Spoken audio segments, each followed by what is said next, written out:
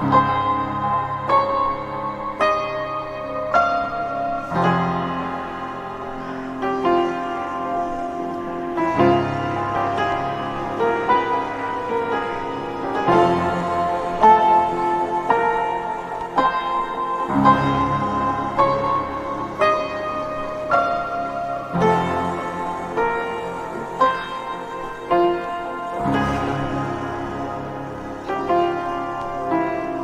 Michael.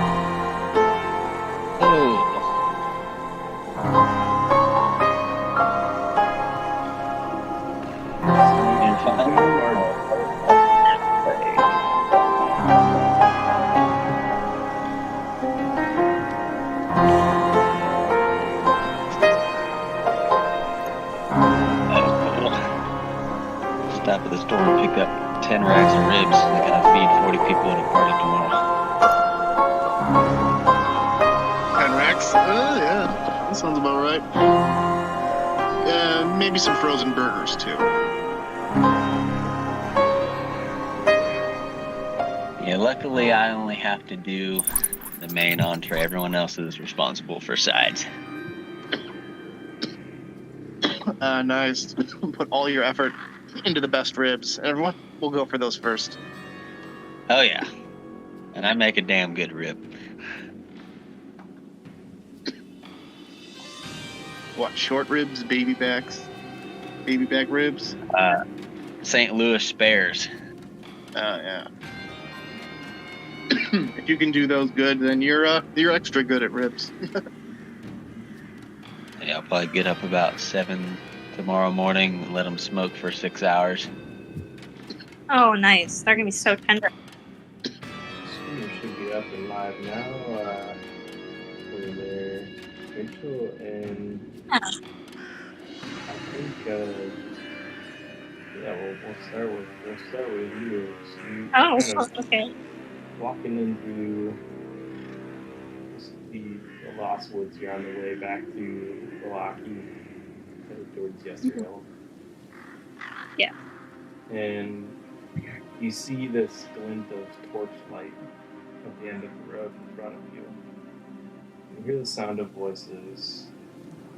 Not sure who it is in the distance. So far, it's just a dim light. Can I hide?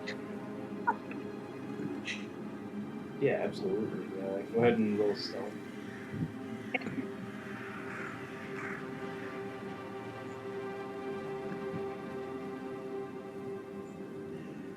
Okay, it's not too bad. 18. There's plenty of places to hide around you. You see trees, fence post a little bit slim, but broad enough that tuck behind block your vision from the path. Really just falling off the beaten path. You're able to be blocked by the line of trees in front of you. And I wait to hear the voices, if I recognize them or not.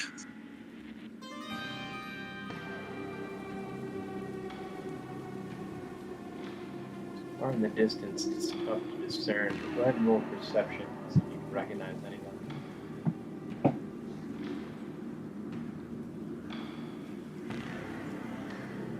Okay, 23.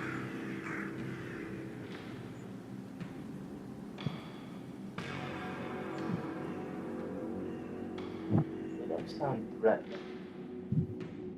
But the voices are so distant, it's tough to make out something. Did it look like they were coming in my direction or going far away? It does.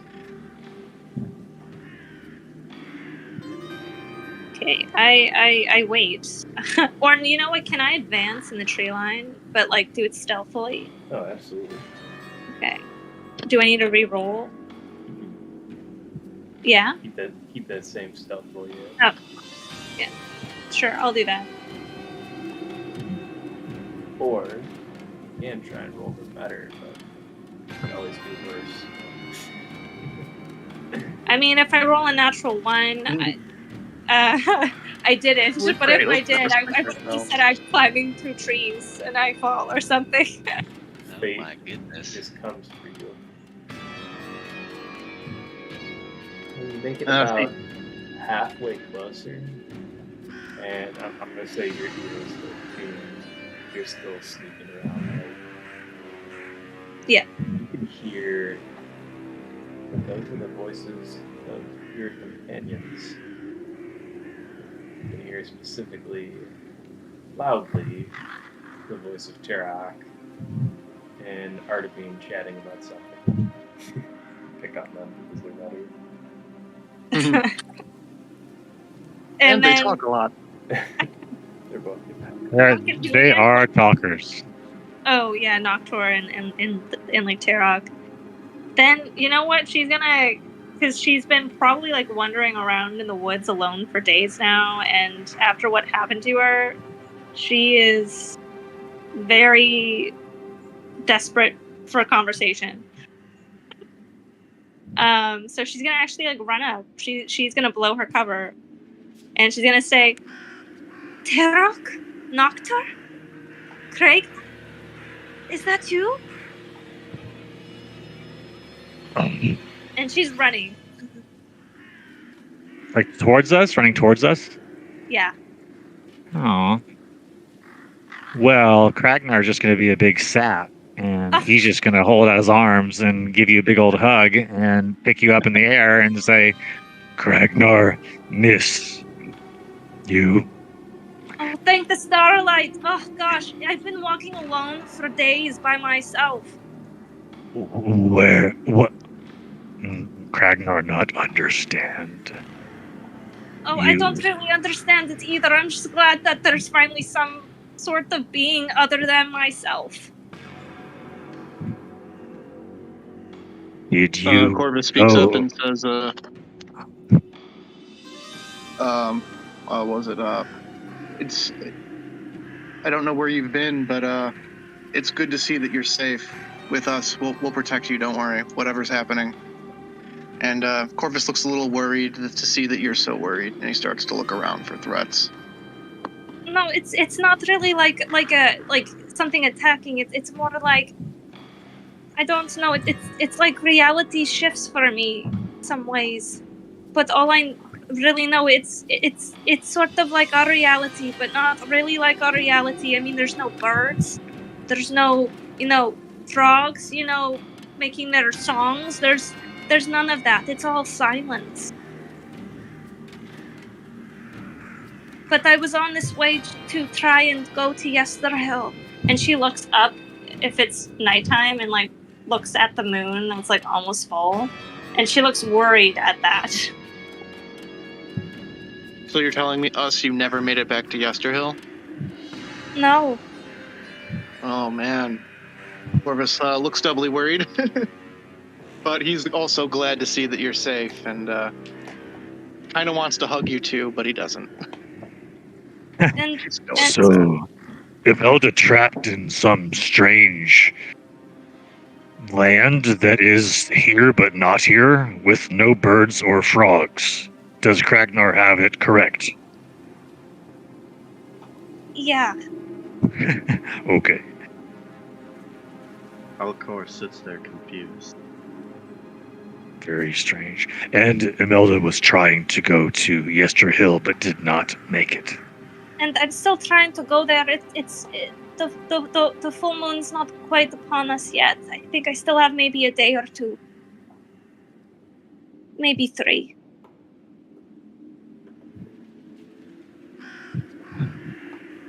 Corvus sighs and says, "Man, I sure wish we could get some books or documentation on all the planar anomalies in this place. Someone might have to start." Well, I mean, I do have my looks at star Artavine. map.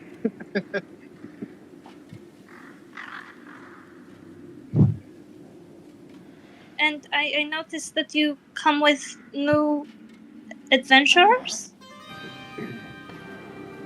Yes, things got a little messy after you left to go to Yesterhill. Vallaki was attacked by a cadre of vampires shortly after we had recovered the sacred bones and went through some expense to rehollow them. So, were they able to be re-hollowed, as you say it? Yeah, they were, but unfortunately it didn't stop the vampires from attacking Valaki directly. They also used this tainted wine they brought in during the festival, which many of the civilians drank, and somehow it was able to turn them into vampires nearly spontaneously. That is Disapproving worrying. grunt. Wait. She like starts touching her teeth because she had wine not that day, but like when she got drunk, and she kind of like looks a little bit more worried. Corvus holds up a hand and says, "Don't worry, we put a stop to the source of it, but apparently the hags in charge were aware that it was being tainted, but didn't seem to mind." Hey, you have been busy. Unfortunately, yes, and it hasn't been easy. And I see that. Oh, sorry. Oh, go ahead. And I see that you're coming from Valaki. Indeed. Yeah, we were heading back to Barovia. Our new companion Alcor here was hired by a noble in Barovia to recover his child, and this might be a first for Barovian history, but we've succeeded, and we're bringing him back. I'll Is hold there a up child? I'll hold up the child by his I guess collar and just show her dangling.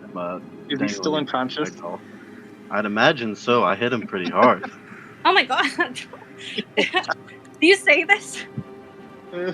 Dead body just hanging, holding by his ankle. Mm-hmm. He could be dead. Is the Yeah, child alright?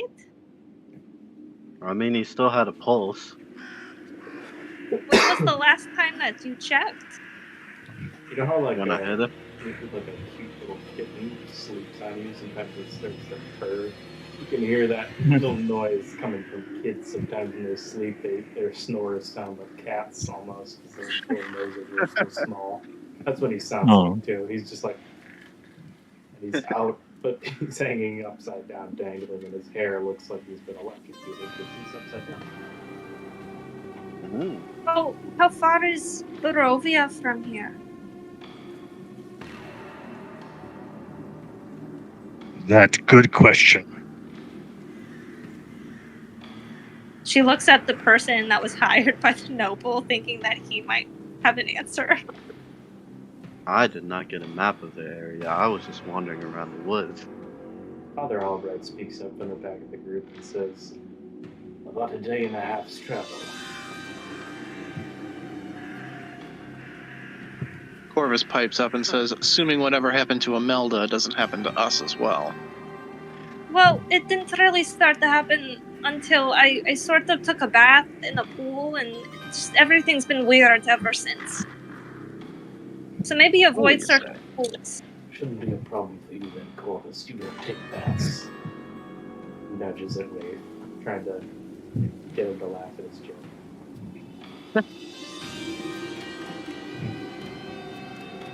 Corvus is like, "I may be a druid, but I'm not dirty." It has Dirty been a druid. whirling few days, so I guess we all smell pretty ripe, don't we? I just wanted Cragnar to know he's not the only one with a sense of humor.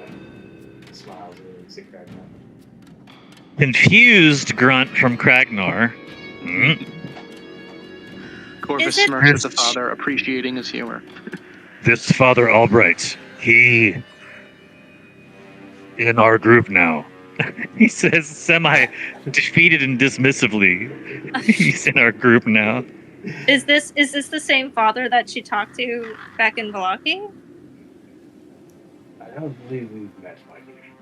No. She goes to shake his hand. My name is Father Albright. He bows a little bit when he shakes your hand. I don't think I remember meeting you in Valaki. Are you from there? I am not from these lands, but I did meet your friends here in Milwaukee. Interesting. Wait, how long have you been here for? I've been hunting vampires here for some 40 years. 40 years. Does he look Seems young? Longer. He looks like he's about 40 years old, strangely enough.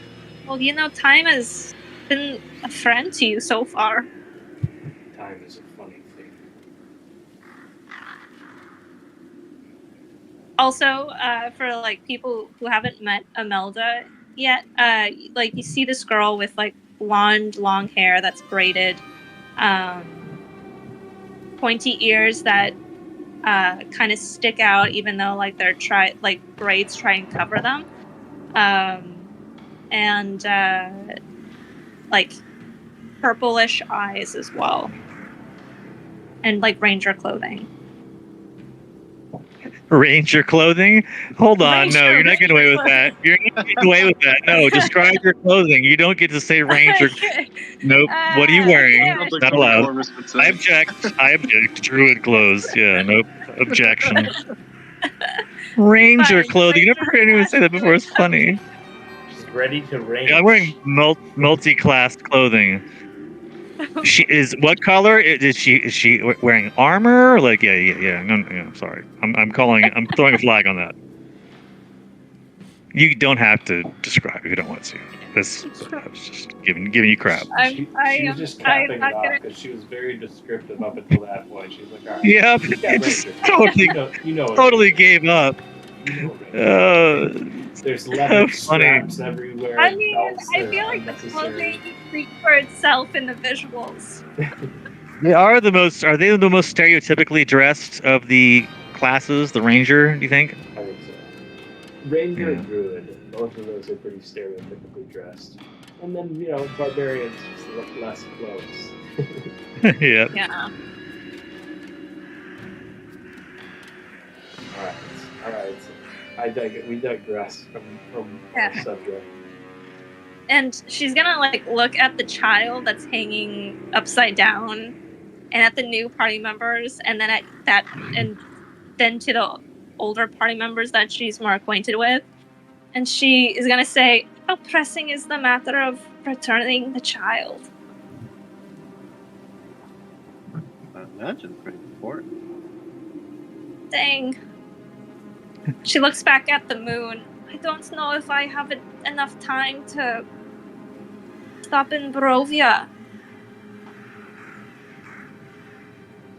A ritual might be taking place to taint a weapon to help Strahd have more control over the land. Oh yeah, you mentioned this before. So if you couldn't get to Yester Hill before, what makes you think you can get there now? Well, I thought perhaps having some companions might help. Interesting. Oddly enough, this sounds like it's the only thing that would work. But there's no logic behind anything in this place. Unless there is, of course. And I mean, I remember you, Craignar, and Corvus and Noctur said that you would perhaps help me in this when the time came. Yes. Rumors of knowledge of cure at Yester Hill. But we have child and child needs. Well, okay. I'm thinking maybe we could do something like this.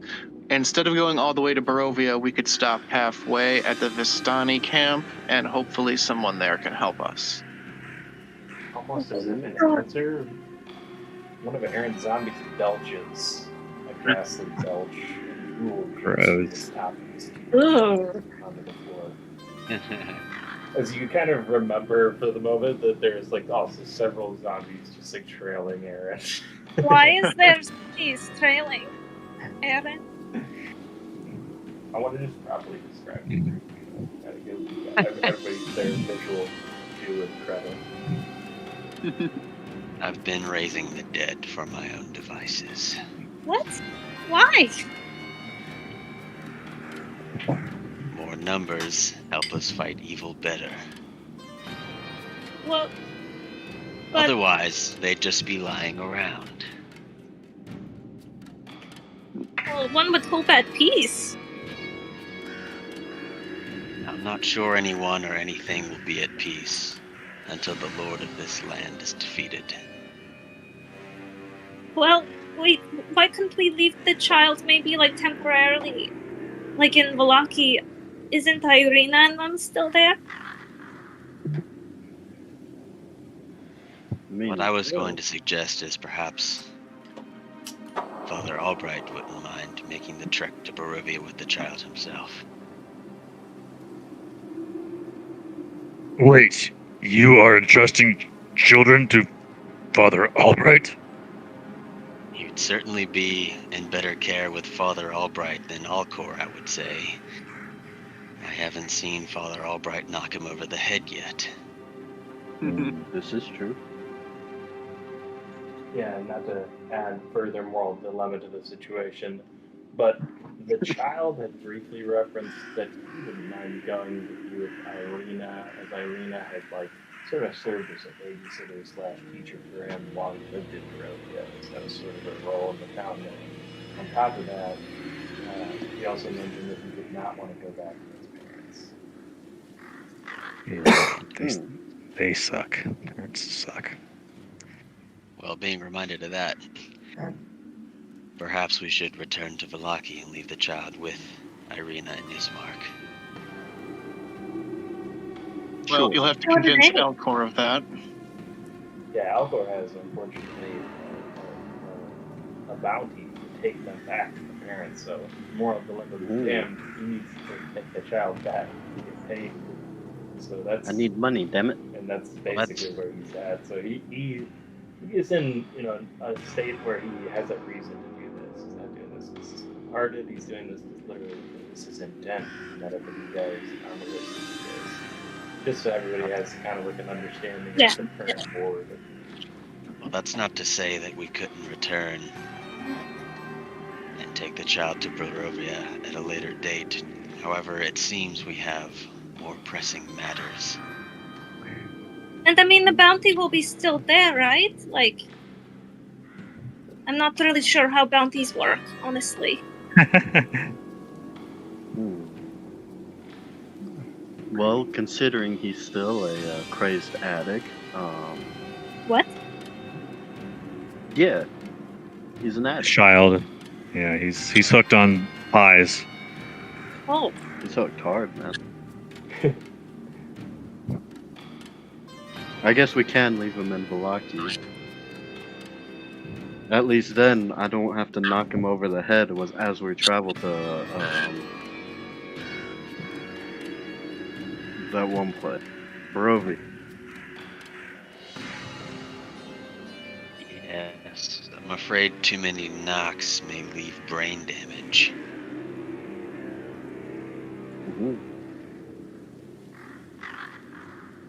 Aaron's primary concern is that his brain functions in the event that he dies, so that he can revive him and still make use of him.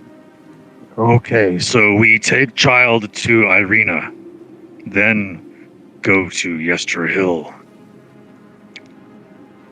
sure. Oh, yeah. I mean, I still had something to give to Irina and also Aaron and Nocturne. You do not have something to give to Kragnor? Well, no, like the particular thing that I had to give them was, like some tea leaves for like better sleep or like better focus. Because like I know Irina was having trouble sleeping, and then so was Nocturne from the memory that I last saw him sleeping. And then I thought Aaron perhaps, like memories might come back if like he somehow maybe not slept but got into the zone, And like Okay. like Kragnar, I mean you seem to sleep just fine. Kragnor fine. Kragnor not need anything. Kragnor strong. And she hands Aaron and Nocturne tea leaves. And then she explains how to make tea. The closest thing to equate a smile that you've seen come from Aaron is my current facial expression, and I thank you. I say, Kragnar seems jealous. No. I mean, Kragnar just a better sleeper than everyone else. So I mean, Kragnar, I could try and find you some other herb or something that will help with something. healing salve. All right, That's you what know what? I Kragnar. could find you some type of mushroom or something that will give you, like a sort of maybe drug-like effect of feeling sad or philosophical. Whatever Imelda wants to do, Kragnar okay with. All Now right. that Imelda's back, I might have to specialize in alchemy instead of herbalism. We can't both be getting all of the herbs. Corvus just has like a pocket full of life root, and he just kind of stuffs it into his. I mean, Satchel. like Corvus, like we can like open up a shop someday or something and sell Yeah, all it the would. herbs, These lands could certainly use those services, no doubt. and they would be fresh and healthy. Using my next game. And PCs. Yeah. So are we off again? Well, it works best that way, because that way you don't have to process the materials yourself, because it takes like a day or something if you do it yourself. I don't know why. It's stupid. You can't even make one potion without wasting a whole day. Sucks. So We can discuss we that stuff head later. back to Vallaki. Uh-huh. That would be wonderful. Let us And then depart. to yesterday.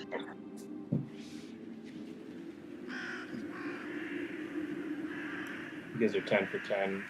Me never knowing where the party is going to go after the first Yeah, map is loaded. sorry, dude. Vallaki for the third time. It's all good. It's all good.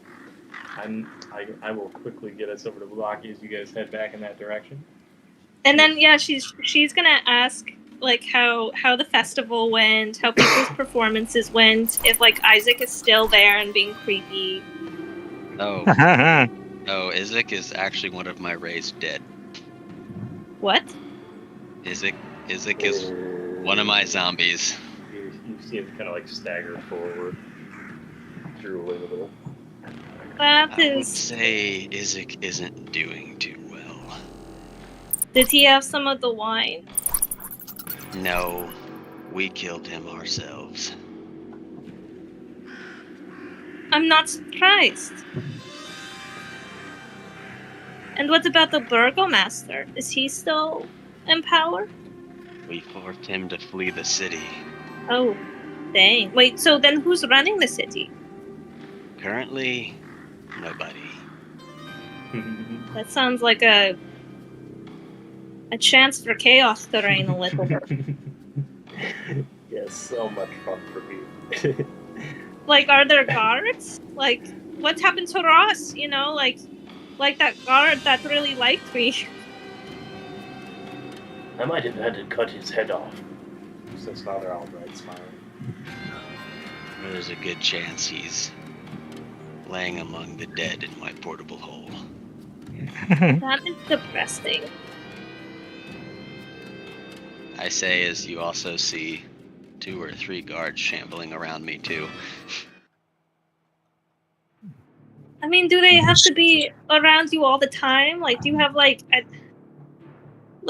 can you summon them and then like dismiss them and then summon them again? Is that how it works? The best I could do is put them in the portable hole so you don't have to see them, but what if we're attacked?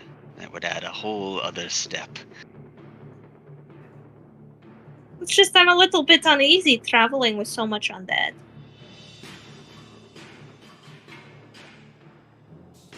I nod my head and say, I understand, and kind of concede the point, and I'll throw my portable hole down and order my undead into it. Yeah, Father Albright like backs you up with that one. And he's like, "Hello, my lady." Oh, thank you. I thought that I was in some weird dimensional world where it was normal. Well, undead are No normal offense, enough, Aaron. but- I never meant to make you feel like ostracized.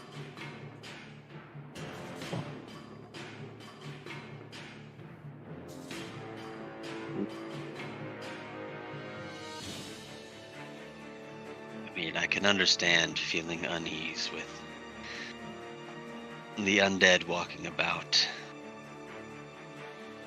But I mean, like, you're different. Like, you seem like you have, like, you actually think about things, you know? Like, you seem normal. More normal than zombies that you raise, you know? Like, you seem to maybe have a bit more of a conscience than the zombies that you procure. Well, I would hope so. I do still seem sentient. That is another mystery I'm trying to figure out, though. Also, what if we, like, you know, find your daughter? Like, would seeing you around a bunch of zombies, would that scare her? It's a point I hadn't considered. But I would imagine it probably would.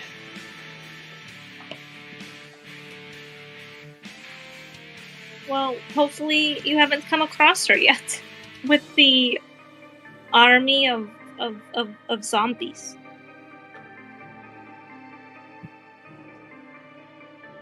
I wouldn't say I've amassed an army yet.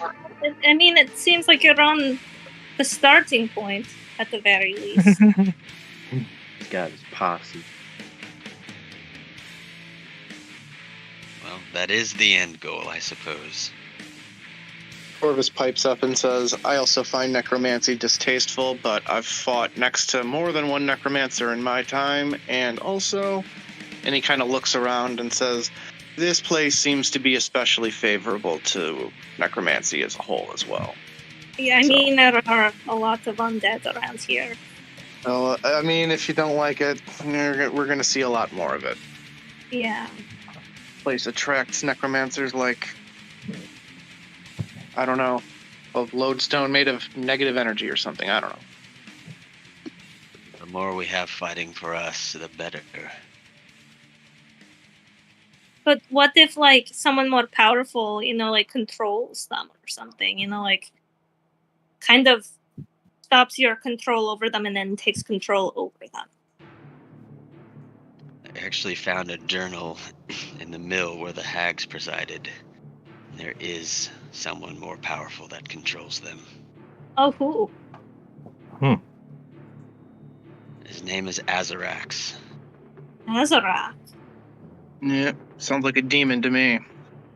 Seems to Is have that- had some sort of a deal or agreement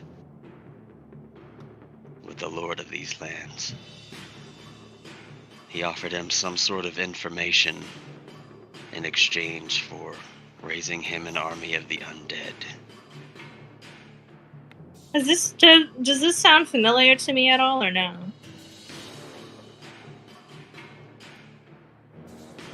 Go ahead and roll a history check.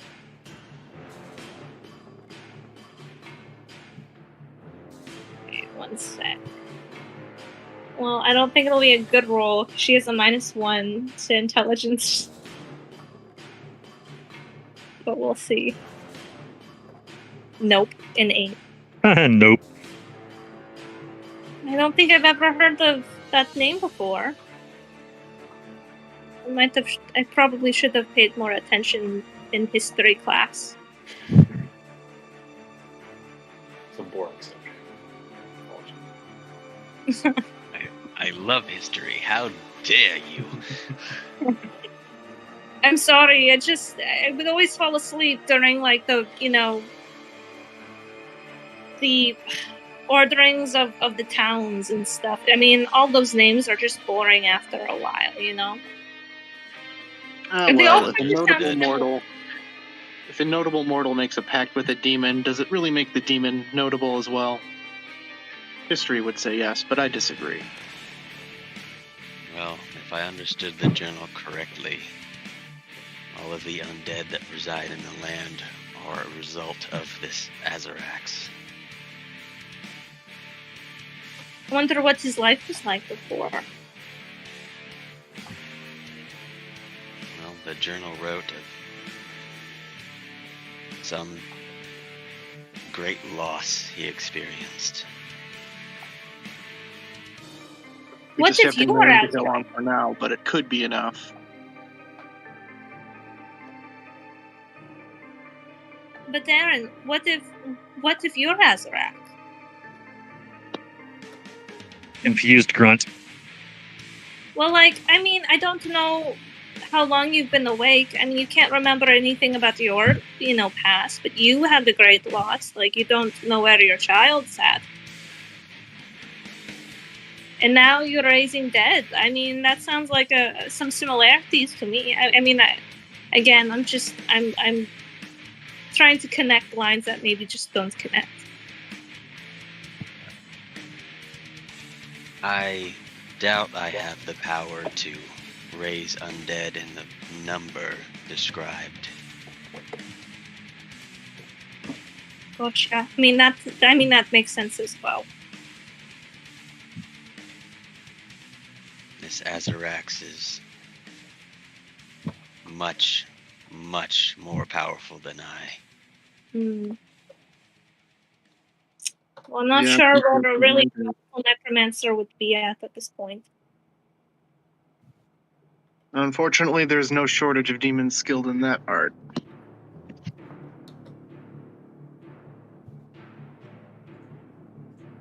Wait, also, when we get to, like, Volaki, what happened to the inn? Is that still around or no? It didn't burn to the ground, if that's what you mean. Like, what about the people that, owned it? They are okay. Oh, thank Most of the God. town survived due to our, rash and drastic action. Not Yeah. very many people were able to. And the ones that were turned were dealt with swiftly. Wait, so then, do you know who poisoned the wine? Well, we did manage to get some information on that as well, through dealing with those hags. We got half of that story. And what's the story? The hags were hired by somebody to put vampire blood in the wine and send it to Valaki for consumption. I believe the hags claimed that somebody else tainted the wine, but they were aware of it. That's right. And they gave us the name of where they sent it, though, I believe. And what was the name of the place that they sent it? Not recalling it at the moment, but I'll get back to you with that one. Oh, wait, so then what did you do with the hags after? Well, we engaged them in mortal combat. I can And help they out escaped. with the really good news. Oh Yeah, no. this is the Wait, story how many so- hags? Yes, it seems Morgantha has 2 other sisters. From what we I'm know, sure. yes, 3 in total. Yes, However, they are quite a powerful coven in this place, no doubt. They will die. They will die. however, I did take a mirror from the mill that I think can be used to contact them. Oh. Well, that's neat. Very nifty. Yes, identified it it, could it's a likely be used to commu- track them, but the right divination magics would be required. Yes. I identified the object. It's some sort of a communication mirror. I can't imagine what other use it would have. Well, I'm wondering who they would be communicating. It was a communication sort of thing. Oh, they were likely communicating with each other from the old bone grinder to wherever their primary headquarters or hiding spot is. Wherever their true lair is. Okay. The Bone Grinder, they were just processing stolen children into pies, and Corvus kind of shudders with revulsion as he repeats this. And then feeding those pies to other children. So is that where you found him? And she points at the dangling child. Mm-hmm. Yes. Indeed. Oh, jeez. Yep, Kragnar's crowbar saved the day for those children, no doubt. That's you can on for... definitely feel good about that one.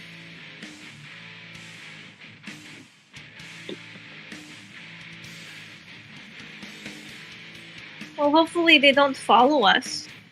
Like the Hakes. Oh, I'm sure they are easily watching us from the comfort of their lair at this point. Wait, by There's a question scrying? about-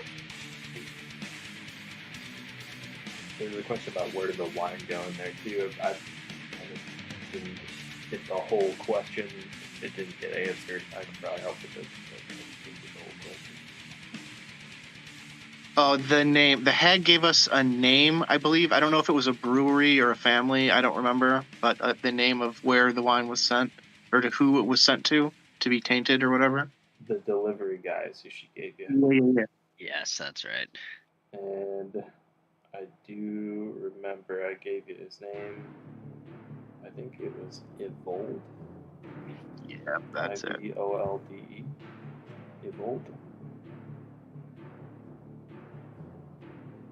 Yes, we will be committing some divination magics of our own to that name. So where does he work from? Is there like a place where people get their wine around here? Or where it's like grown? Because it comes from grapes, right? It does, yes. Unfortunately, I don't believe we were able to get that much information from them. Well, maybe the inn might know. I mean, they had lots of booze when we were there.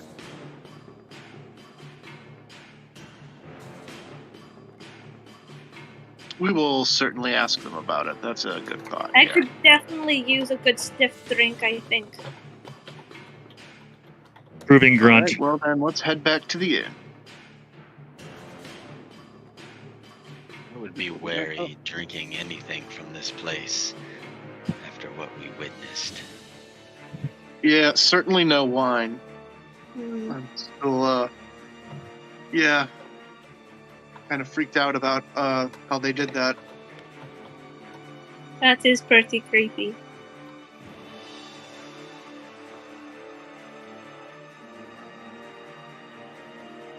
And I guess we're just walking. Yeah, Corvus walks up to the gate, and if there are any guards there, he gives them a little fake salute.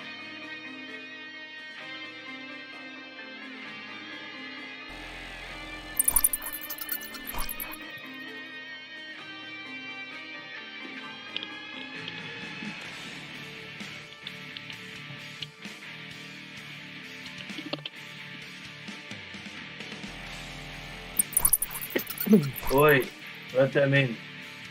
A couple of the guards notice you as people who fought for the city of Valaki during most recent tragedies.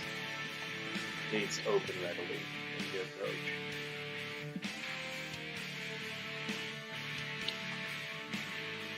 Like the first time you entered Valaki, there's no questions asked, no interrogations, just simple nods of respect to you as you enter. Well, this is different.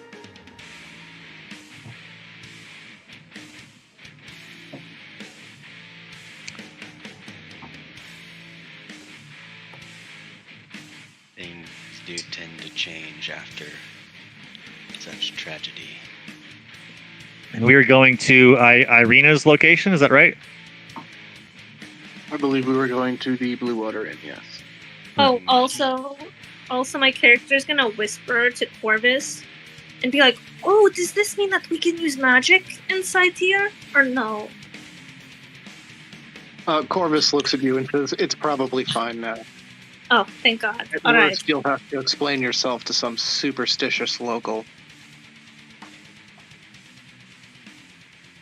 Corvus could probably add to that I was walking around with the undead following me in town not too That is long also ago. true.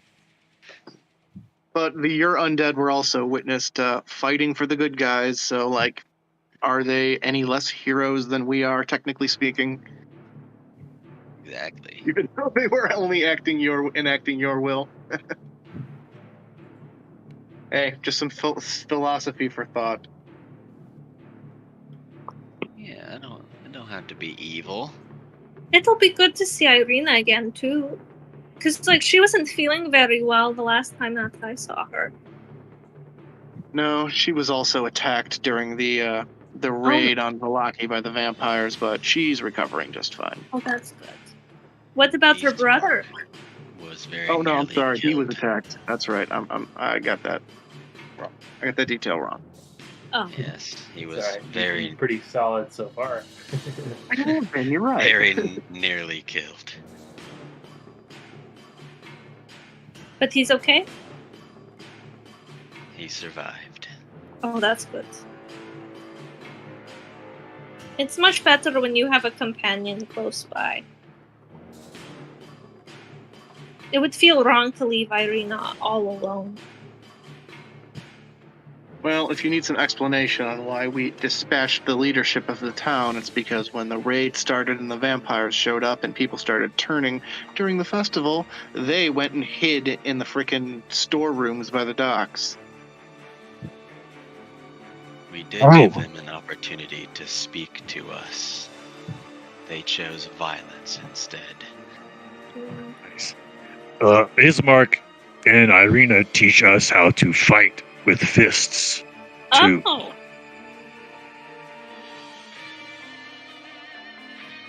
Well, you're going to have to show me the moves.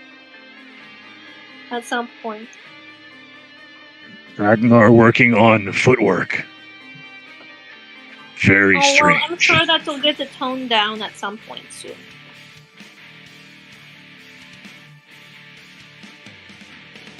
Also, I don't say this in character, but Irina and Ismark were governors. Oh, Or cool. mayor. I mean, it makes sense. They're like the only nobles around. Do you see any others that aren't? I'm surprised. I don't know. I feel like they'd probably have to fight the Walkers for that, though, don't you think? They're going to come back with a vengeance. What are I the just know it. Walkers for Ismark and Irina, dude? Dude, the Walkers are going to come I'm out of left kidding. field. I'm just I calling it won't. out. I won't do that, but I'm just saying. I've been saying Ismark and Irina for mayor, governor, leadership of this town since the beginning. It makes sense. It makes sense. All right, you were their greatest advocate. I concede. Anyway, back to important matters.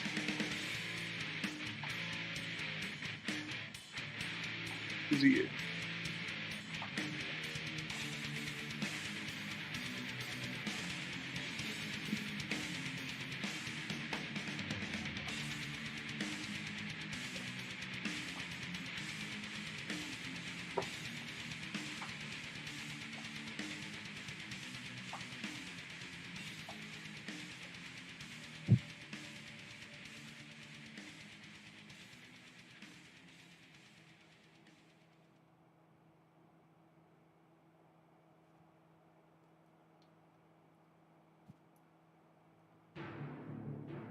As you guys make it back to the Blue Water Inn, you notice that it's relatively empty inside the bar.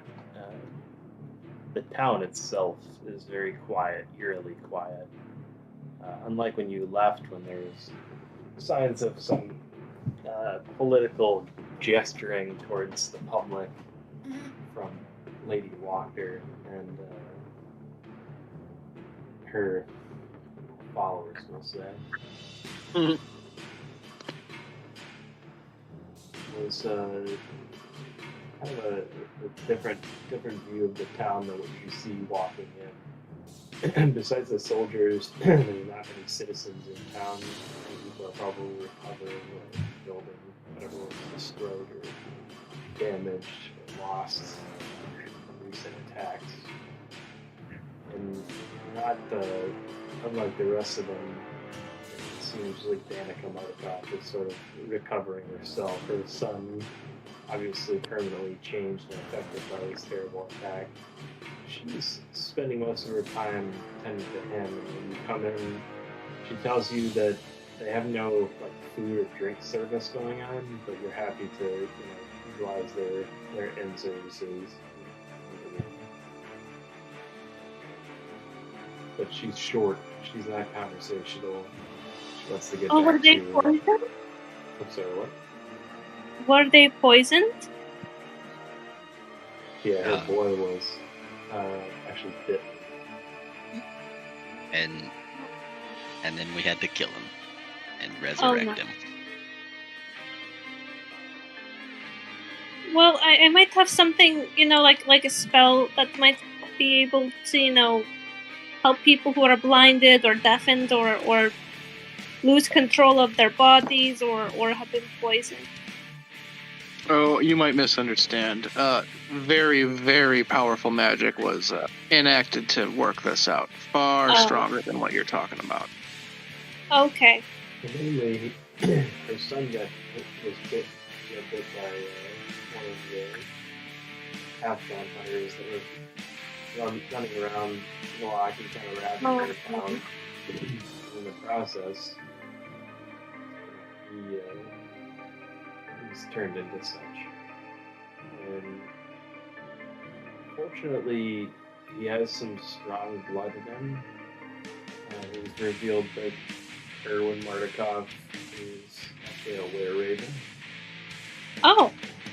And that his sons, too, were basically on the verge of change. And for that reason, he was kind of able to stay the virus that was flowing through his veins after being bitten. Unfortunately, it still caused him to turn, have a thirst, and he actually bit his father. And that sort of locked the change into place. Once that happened, options became limited. Like Corbett said, I opted to actually kill him and resurrect him, hoping that he would hold on to the former side of his soul rather than what his soul had been transformed into by this virus. And fortunately enough for him, he came out without that thirst, without that hunger, no longer needing to feed. Yep, I hope it was worth it. Looks different. Changed. No longer the handsome boy that he was. His mouth pulled back over fanged teeth. His face shriveled, wrinkled, and bones sticking out, cheekbones jutting, like a skeleton almost. Young boy's body. You know what? Beauty is in the eye of the beholder. Your words are kind. Yep, I don't have to do that one. Cost us dearly.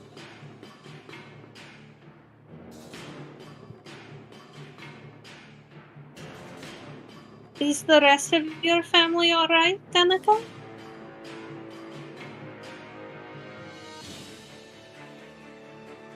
I have but 2 boys and my husband. Erwin is from Barovia. He cares of us. He tells me that his business nowadays. Secrets cause a distance between us. That's not good.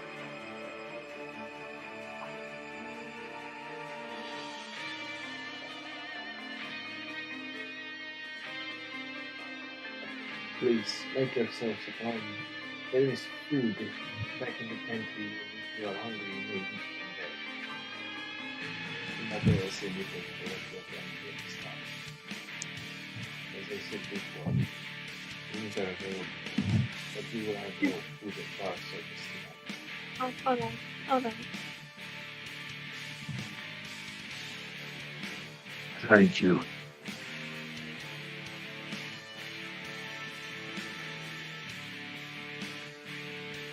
So is Irina and is Mark staying here? She like looks at the party. Rita's sitting at a table, kind of like listening to you guys' conversation, and she's holding a pretty large tankard of ale. You can see the foam tipping the top of it, and you can also see that there's about 5 empty tankards next to her. She's sitting slumped in her chair. Oh, Perfect time. it's on to the drop off Irina's on the kid with. sauce. Hello, Irina. It's been a while. She like sits down with Irina. Like a person who's had too much to drink, she sort of over enthusiastically reacts, responds, and, is happy to see you. You can see the genuine, happiness there, but the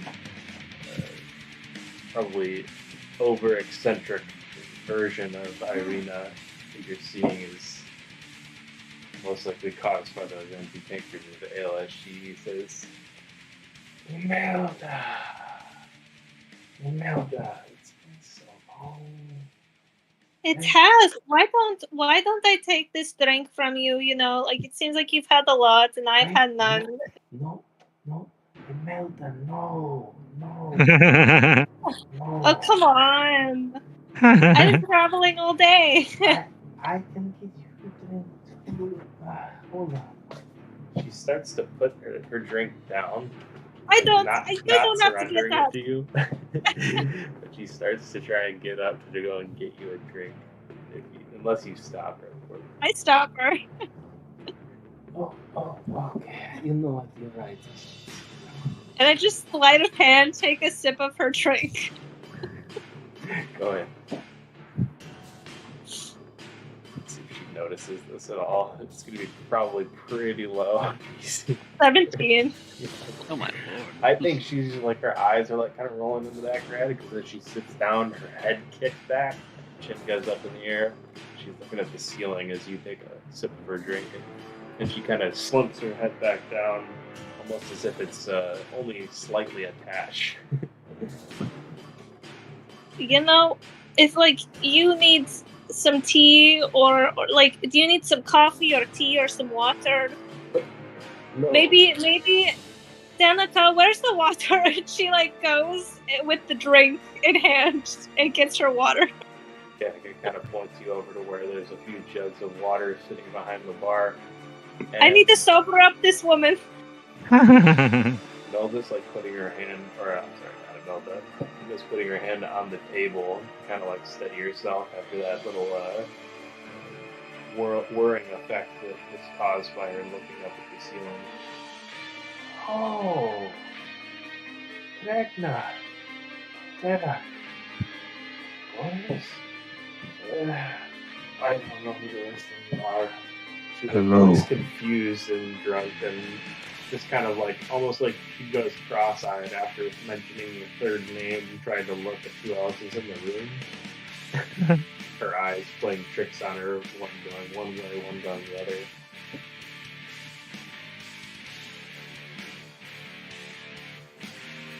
It's awesome. Never had Irina get drunk in the Curse of Strahd campaign. It's new experience. Mm-hmm. I'll sit next to her and make sure she's cool. Keep an eye on her. It was supposed to get better when you came here, Ragnar.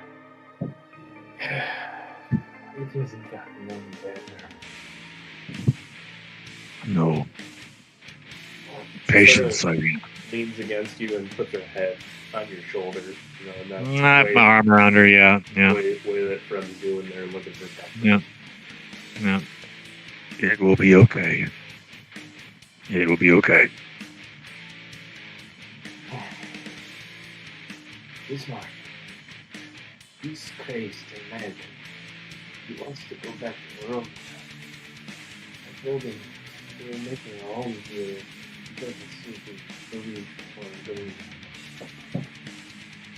People expect us here. As they did in Barovia as well. I can see why he wants to go back. Hard to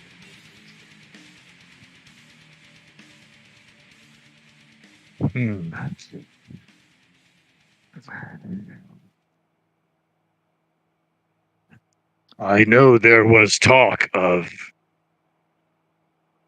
us seeing if Ismark wanted to be new leader of Vallaki.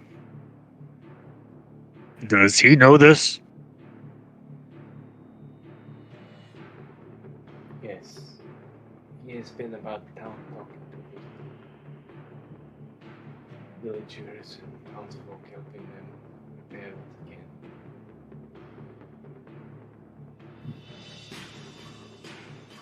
There are other things that expect from such things.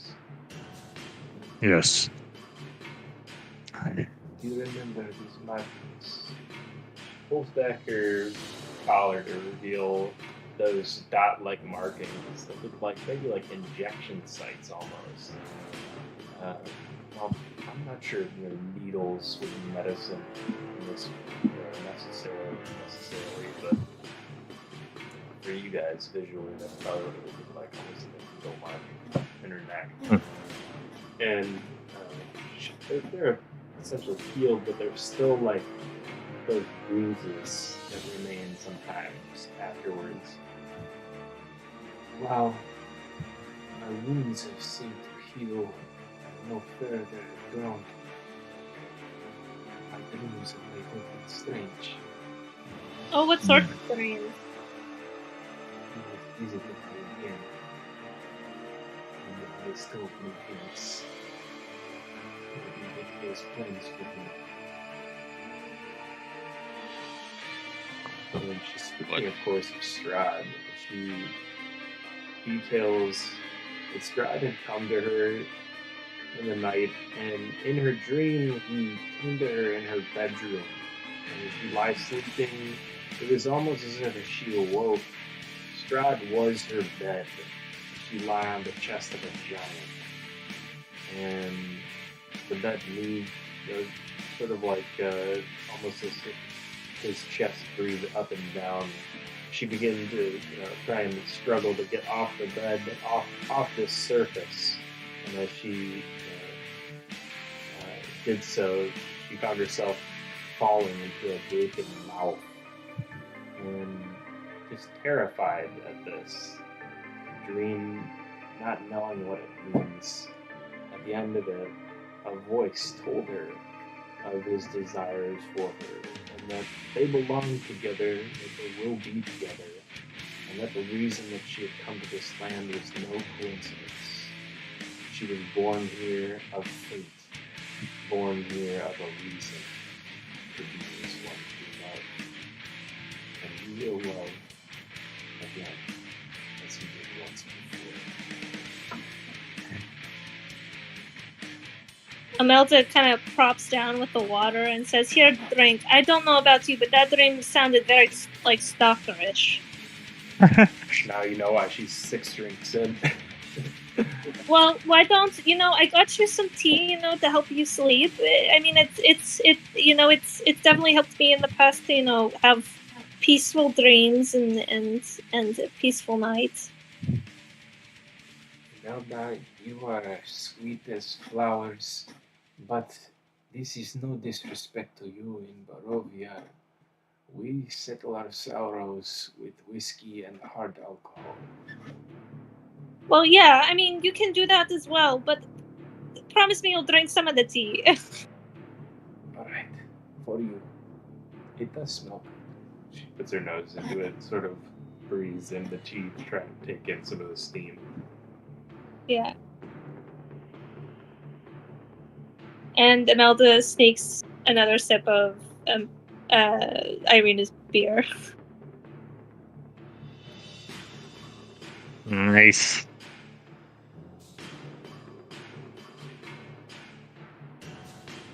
Do you feel safe here, Irina?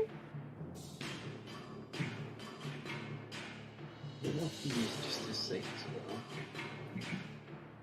Strahd thinks there is some safety around him. While I love him for such thoughts, I can't say I agree. Wouldn't the church be safer than staying here, like after that spell and ritual that happened? She looks at the party member. You're not wrong. I suppose we could take refuge in the church directly. There is plenty of room there. And then you'd be maybe more reassured to, know if it was really just a dream or actually real. I am certain it was a dream. But the dream was quite real. Well, This is I mean, it's something better. that Well, it's better to, maybe be in a place where Strahd or his undead minions probably couldn't get to you as easily as being at an inn.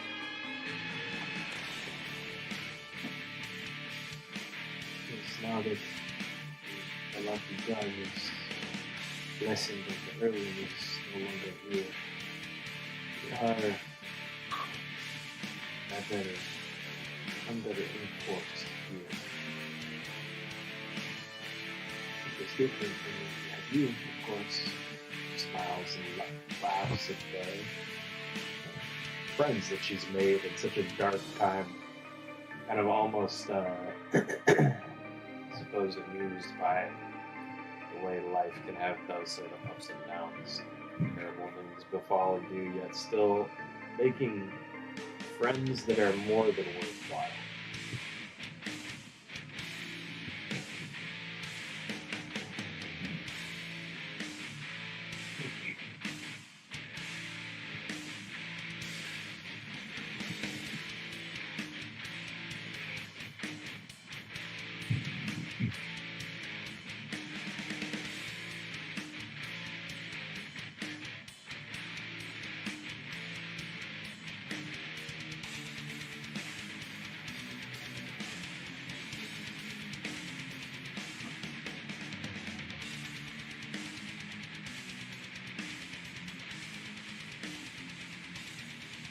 Well, with traffic in the tavern being, like I said, relatively low,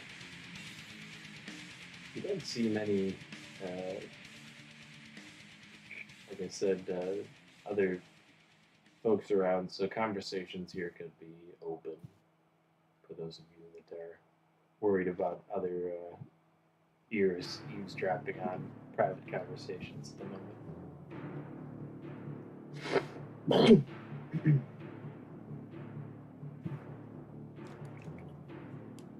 Well, now is probably a good a time as any to ask Irina if we can leave the child in her care. But she's plastered, man. Will she remember? That's my money we're talking about, man. Well, the church already agreed to care for them if need be. Is also true. Something tells me she's still better off with Irina than you. I mean, she sounds pretty, aware of her surroundings. Maybe a little bit, not balanced on her feet, but she seems pretty aware of her surroundings. And I'd say I have to agree with Father Albright. Furrowed eyebrow just disapproving looks at Alcor. Hey, man. Alcor's not good with addicted kids. Oh, really? Wouldn't say. Mm-hmm. Anyways, Alcor will walk up to Irina and will again hold the child by his feet and essentially be like, "Here, he's all yours now. Watch him till I get back." Get some smelling salts or something. Get him on his feet. The Aaron would walk up and take the child from you. Not forcefully or anything, gently, and hold him the right way up with his arms under his hands under his armpits.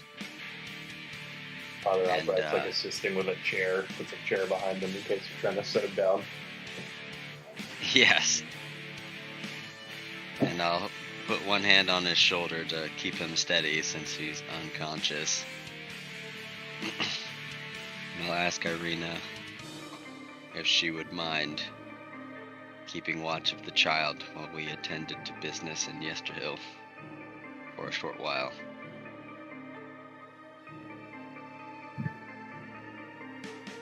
I'm not really in the right state of mind to be watching children right now, but to be honest, it would get my mind off what's going on right now anyway, so let me finish this tea and maybe stay here for an hour or so, or maybe sober up, or you can take us over to the church. Brother Lucian is there right now. She sort of like leans again away from Kragnar, and she's not doing it like intentionally. Kragnar could probably like tell this as she's like sort of slipping sideways. Uh-huh. The church would. Do I know where Irina is staying? Is she staying at the inn? Does she have like a room here? Is that thing? Yes, she does, and she's got a room upstairs. It's a double. Her and Ismark have the 2-bedroom room. Church would probably be the safest place for everyone. Mm-hmm. Yeah. Ragnar, if you'd like to help Irina over, I will take the child. Yes. And I'll say, pick the kid up in like stereotypical, like how you hold a baby against your hip, one hand bracing near their bottom, one hand on their back.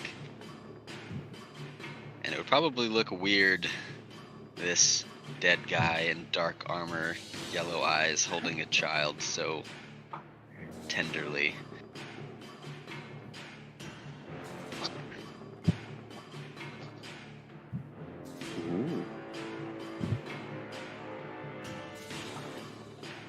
And I would say Danica probably mentioned that Luca would help with Irina's luggage and let Ismark know that she was headed over to church.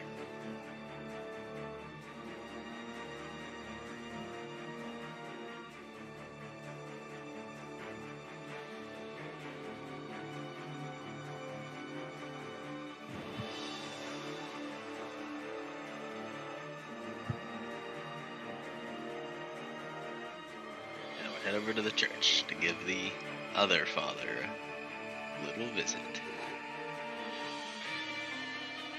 Griffiths finishes up his drink and joins him towards the church.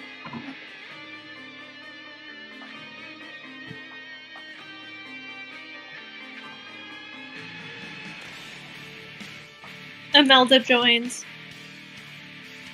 Yep. Alcor will light his cig and follow.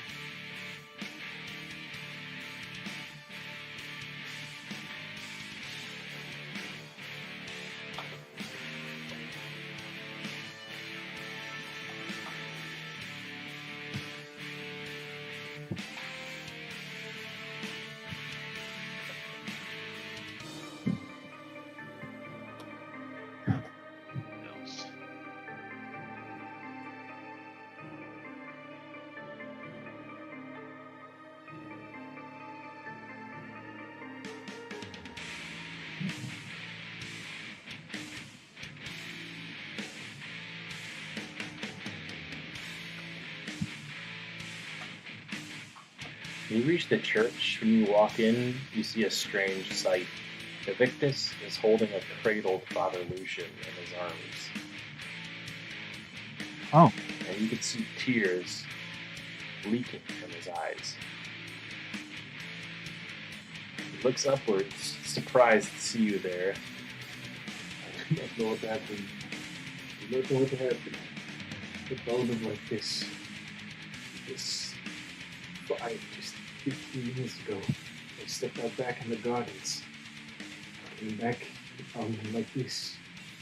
You look down, you can see Father Lucian's throat is slit. Whoa! Oh no. Blood leaks out, Knock. staining his cloak.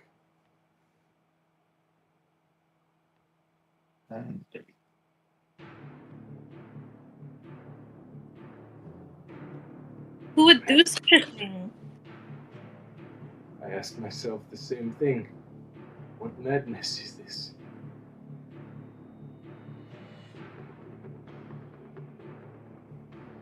Are you saying you saw nothing?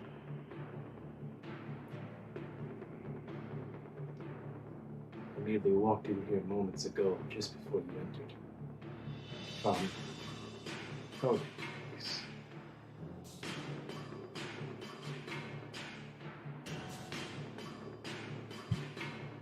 His throat has been cut. Shot. It's nice. It's deep cut. Dagger.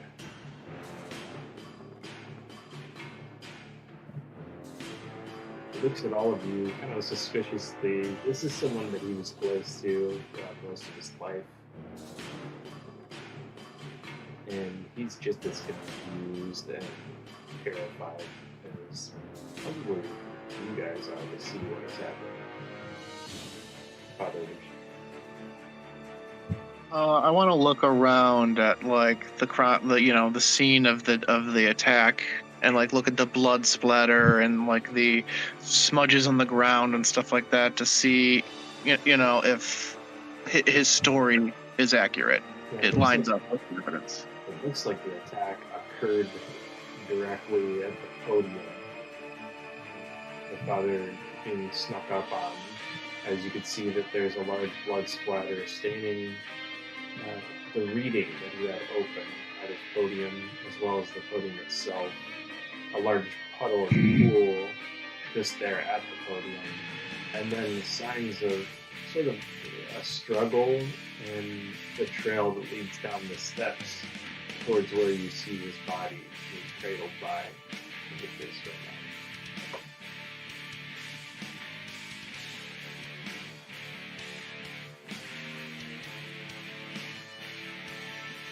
The bloody footprints was the weapon left behind.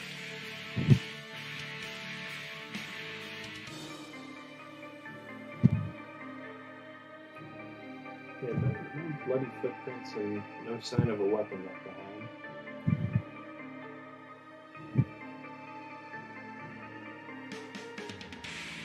I don't suppose anyone can speak to the dead, huh?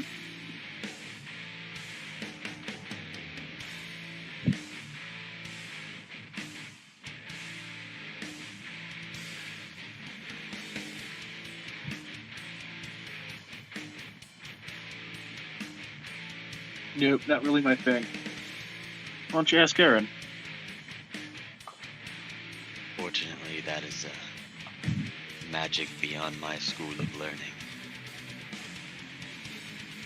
Interestingly enough, out of character, Speak with Dead can only be cast by clerics. Yeah.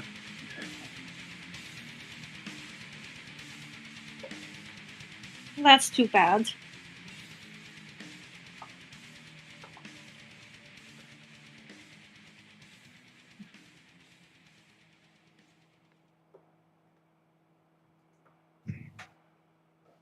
Alcor would like to, I guess, Wait, investigate. isn't Evictus cast a cleric too as well? If he's being honest about what happened, wouldn't he be able to cast Speak with Dead and it would be okay? And also, if Father Lucian refused to answer his call with the spell, we'd know that Evictus killed him. But I don't know if he's a cleric or has that spell, though, so... Because I thought he was But he a doesn't fellow. have that spell. Okay. But he was a fellow cleric with Father Lucian at the Mhm. church. Mhm. Okay. Well, for the time being, at least. I mean, I meant in the past mostly. Like In there's the stories. past, he was I'm sorry, an orphan. Right. And stayed there. Okay. And basically, that was his only role up until that point. All of his religious teachings came after he came here. Evictus, do you know if there was anyone working at the church around the time that the father was working here? Just a little convolution.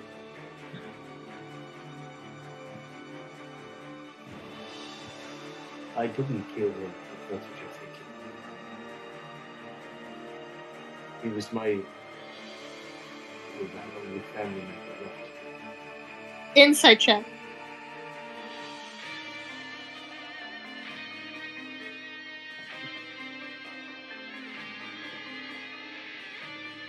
Okay, 12. It was sense that he's not the truth. I don't know, I think I believe him, guys.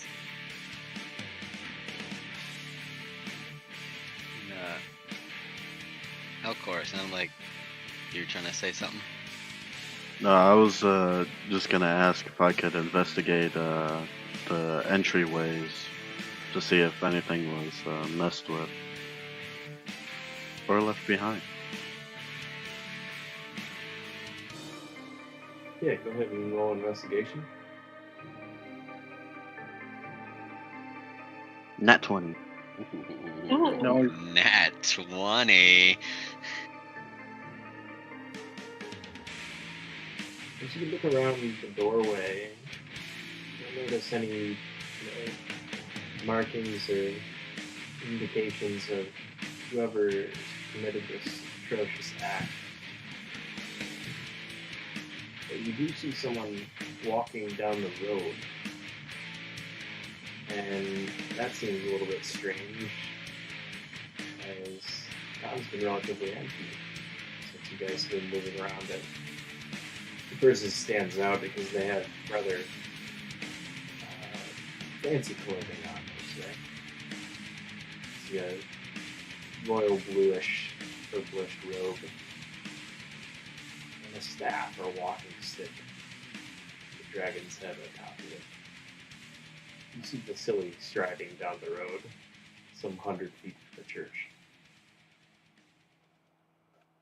I will nudge at Aaron since I'm close to him and tell him that I'm gonna go and follow that guy to, see if he's suspicious at all or is, has anything to do with. Should we come with you? Good at stealth, then yes. Say, I would definitely point out seeing Vasily to Corvus.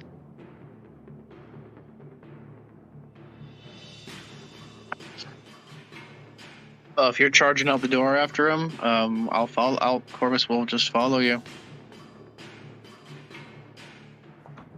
And Alcor will go and follow.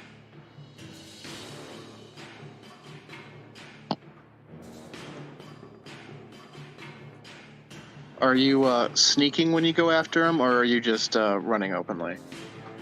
He is, gonna sneakily go through.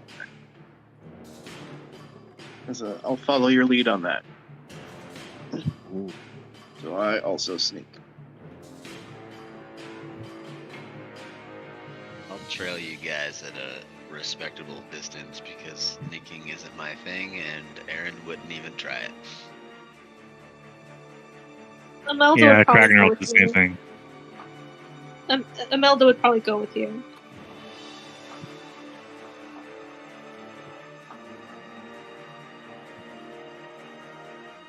Just casually walking at a slow pace.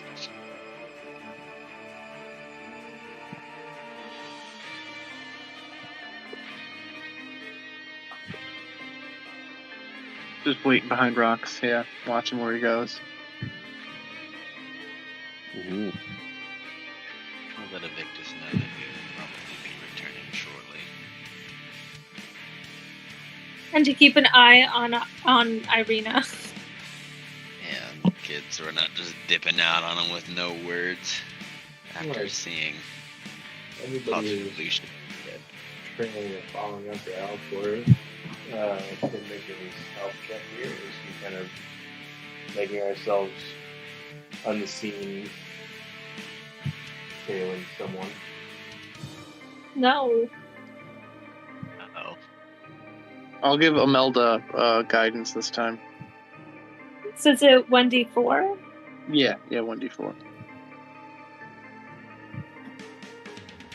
Did my roll show up? I don't see it. Hold on. You I did. did not either. Oh, here. 11. Yeah, I did. Okay. Oh, Should be sorry. there now. Yep. That's off as well. Let's see. Skills.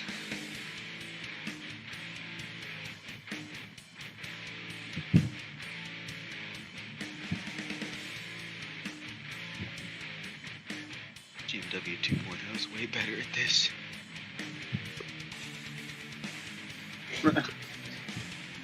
It's not a good one.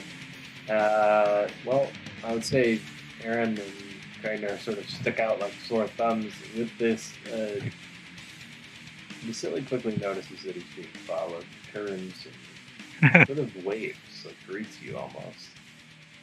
And he stops, awaiting for you to catch up.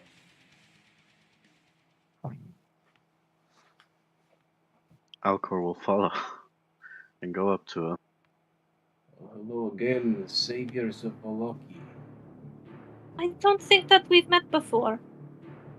No, I don't believe we have, my dear. It's my pleasure. Bows to you and says, I am Vasily. And you are? Well, people call me Imelda. Ah, well met, Imelda. Your travelers, friends here, are quite the heroes here in Voloki. You should know. He smiles, nodding approvingly at you all. Well, I've been a bit away, out in the wilds for some time, but it's definitely good to be back with the party again. Ah, interesting. You will have to tell me your tales of traveling some other time. I find myself with a few errands to complete this afternoon, but I couldn't help but stop. Tell me, is there something I can help you with? He says Alcor that would. get to the point, sort of. Yeah, Alcor would like to say in a very stone cold, hostile voice, trying to intimidate him, where he was and what he was doing 5 minutes ago. If you're trying to intimidate him, you can go and roll intimidation for that as you make this question or quandary towards him.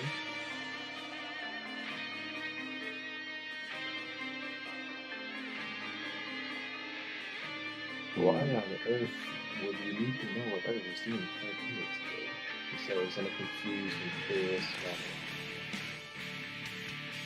Well, it seems that a Well- very important figure in this town has just died 15 minutes ago. Were you not walking past the church just a few minutes ago? You didn't happen to see anything suspicious, did you? I did not. The town has been rather empty today, I noticed. The lady walked up passing out free bread and must have run out. Or forgot to bribe the baker, perhaps. Well, someone has Either murdered side. Father Lucian, and you were within mere feet of the crime scene when it happened. So, unfortunately for you, it doesn't look good. Were you not also within close proximity to the crime scene if you discovered his body within 15 minutes of leaving his demise. Shortly afterwards, yes. It would seem we are in the same precarious situation. No? So you're telling me you're having a walk around town, you're walking past the church, the father's murdered in there, and you saw and heard absolutely nothing. Just to be clear. Yes, and so that I am clear, are you telling me the same? Can I roll insight on him? On the set, like just in the moment where he said that he didn't hear or like see. We'll let Corvus respond to that, and then yeah, absolutely. Corvus responds by saying that his deflection of our suspicion is suspicious in itself, and that we might need to have a little chat over here. I do not mean to deflect, but your argument is quite hypocritical, if you don't mind me pointing it out. Well, you're the one being really defensive about us investigating a murder, so sorry if it looks a bit suspicious to us. 6 people approaching me in the street, questioning me about my whereabouts. Forgive a man for being defensive. My dice are cursed. Keep rolling 2s.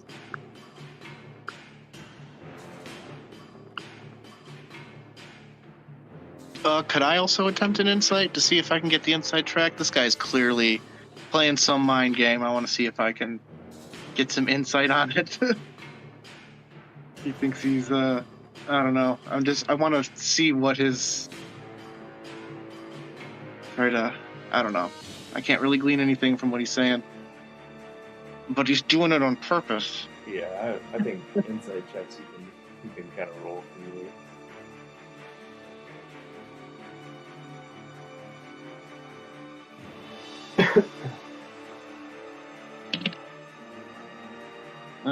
Well, I got 17. Well, it seems like Corvus is probably not sold on the fact that, his own argument is critical. Maybe some of the rest of the party could see how that would make sense, as you guys were also in the same situation, now questioning him about basically if you're in a court of law and trying to try him, it would almost be like as if you were a lawyer who was also guilty of the same things you're accusing him of. And I basically want to get a sense. This is what makes you guilty. This is what makes you suspicious. And he's really pointing those things out, sort of like a calm demeanor. Could I?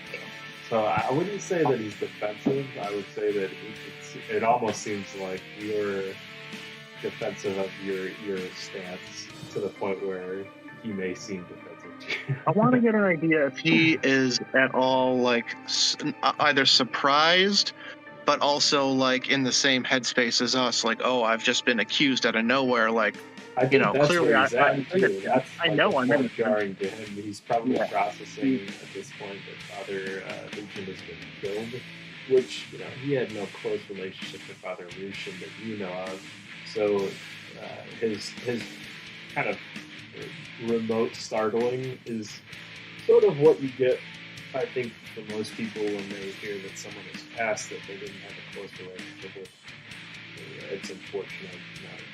It's obviously a sad thing when someone passes from this world, and it's something that we can all relate to with our own mortalities. He seems to wear that. I would say from your insight checks, you at least get that, but you don't get the sense that he's lying or trying to conceal anything, at least not at the moment. Could I roll perception to see if I see any blood stains on him or oh yeah, go ahead. Yeah, okay. I like this. 18. This is a thorough investigation of Vasily. Could it be just kind of could I play it off like I'm checking him out? Yeah, I mean, absolutely. He's got very nice clothing on. He's a handsome man. He's handsome, man. Yeah. He probably has a nice butt too. So it's unlikely he could have split the father's throat and gotten out completely clean. Well, he seems to have like no signs of like spatter or splatter, anything like that on him, and he doesn't have any weapons that you see on his person besides the walking staff.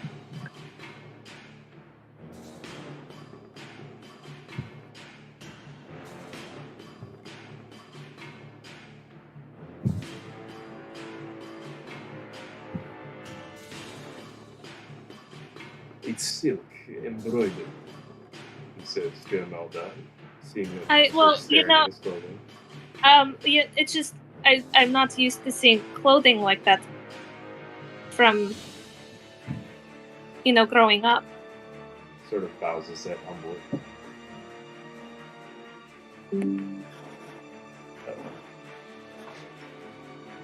Where do you stay? Here in Milwaukee, I have many homes throughout these lands. I am an ambassador. Ambassador to who? Wait, what is an ambassador? I suppose an elevated title I have given to myself. I go from town to town, trying to give aid where I can. So My do you organization earn is a someone? private one. Wait, so the person that you work for is private, or you sort of just work for yourself? Is it like, I'm not sure what ambassador means. You could say I work for myself. But an ambassador, like I said, is someone who goes from town to town, lending aid and creating relationships, bonds between the towns. For So if what we are sort to of rise, we are to rise together. So what sort of relationships or bonds or aid are you trying to do while in Valaki? And she doesn't seem to like she's not trying to pose it as like interrogation. She just wants to seem like she's interested in him, or seem like she's interested in just him, like how women will ask questions of men, What do you do? What do you do for a living? So he Yeah. starts to tell you a little bit about his organization. It He mainly mansplain it. How much money do you make? is your What kind of car do you drive? salary. He tells you basically that he tries to help children mainly, and that food sources, supplies of these different kinds are tough to come by. And Barovia is also a very harsh farming climate. So he teaches boys of the ways of hunting, things like that. Also organizes almost like Boy Scout like groups, recruiting young men to teach them about survival in the forest and things like that. And he also has his own academy where he offers more like book learning, text history, map chartering, logistics, things like this. Could I inside check him on that just to see if he's trying to like play it up, like trying to impress? Yeah, absolutely.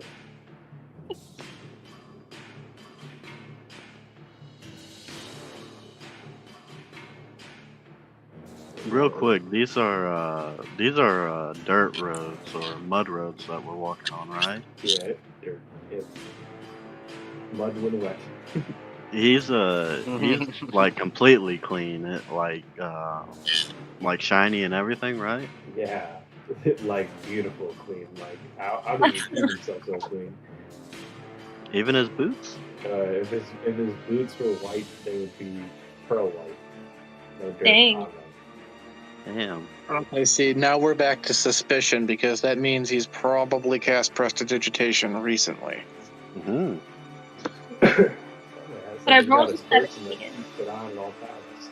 For the Oh, look that makes more sense. Yeah. No, he's a rich dude. Of course, he Yeah, would have an that item that does it sounds- automatically. Like an enchanted item. Yeah. He doesn't need to be a wizard. He's right.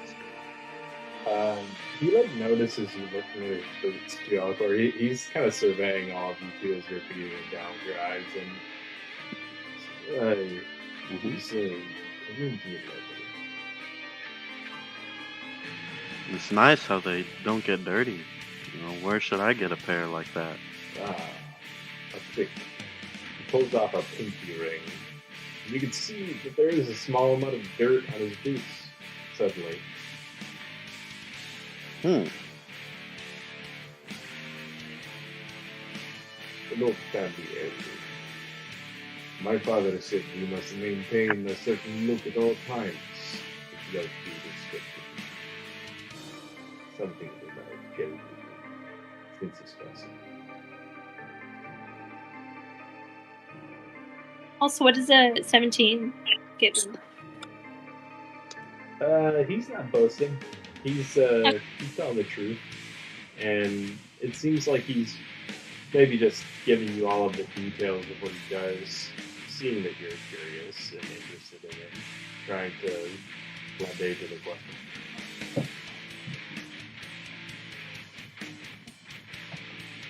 Well, it has been very interesting talking to you all, but I'm certain that you must alert the authorities of this crime before you go any further, unless you have already done so. He looks at you all questioningly.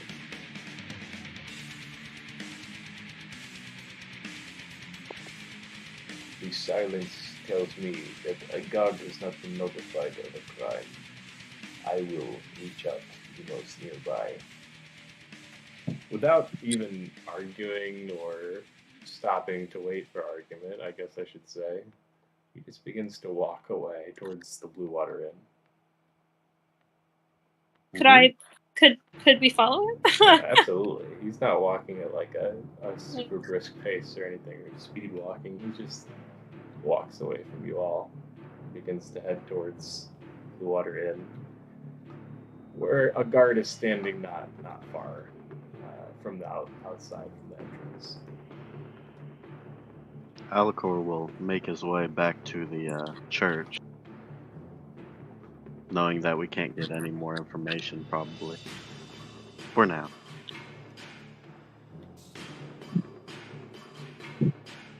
There has been a crime at the church. Please alert the town guard and come quickly with me.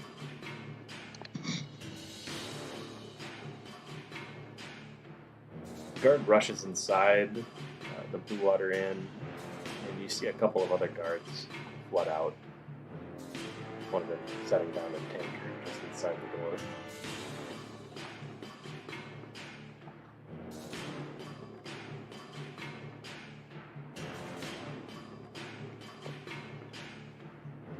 The guard that Vasily had walked up to and spoke with begins to follow him back to the church as the other two begin to head towards the gate that you guys entered.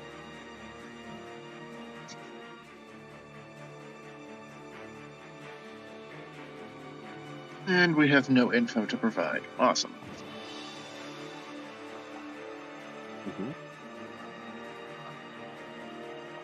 Where's Noctur's detect thoughts when you need it? Yeah. That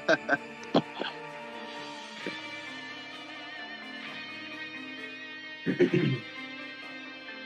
have come in handy.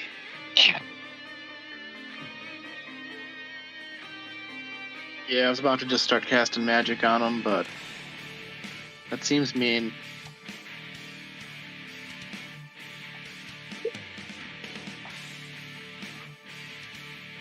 Only mean if he finds out. I mean, I had one idea. I mean, you could always just be like, like my friend over there wants to know if you're thinking about her or something.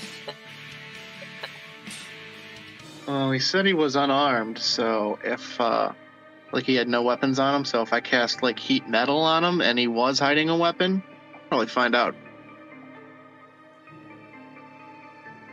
Because it would probably light him on fire, If he was hiding it in the what if he's just wearing armor? Or what if he just has, jewelry or accessories that have metal?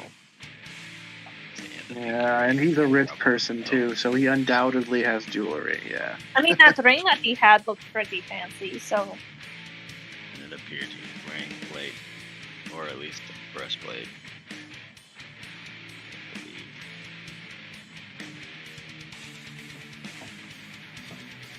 Well, as you guys are headed back to the church, it sounds like take a quick 10-minute break here. We'll be back in 10.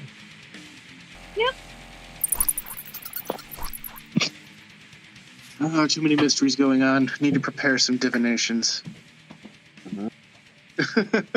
Seriously.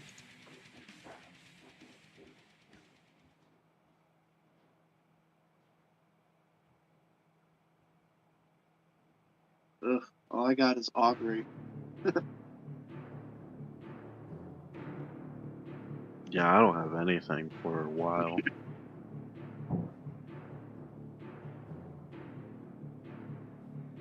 Yeah, necromancy's not really geared toward. Yeah, I'm thinking looking at the innards of dead creatures is not going to lead me to the true culprit of this murder. Yeah. I can't believe necromancers don't get fucking speak with dead. That seems like a key think that's necromancy possible. ability. Look in some of the optional things in D&D Beyond. There might be a way to add some spell. That might be on an optional spell list you can opt on to add. Because the druid also had an optional spell list, but it's really small. There's only like 15 spells on it, but it adds Revivify. Important.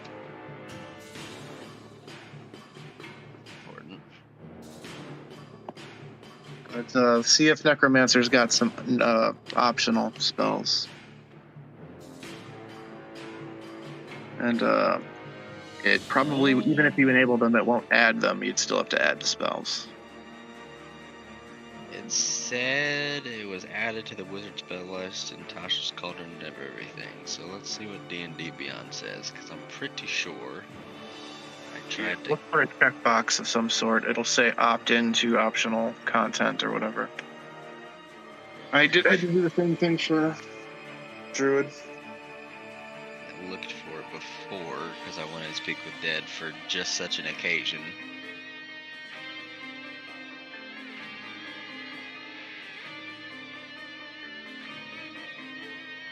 You may be able to add it with a ritual feat too. Maybe. Not sure about that. It might need to match for your it needs to match your caster type. Yeah. Yep. Never mind.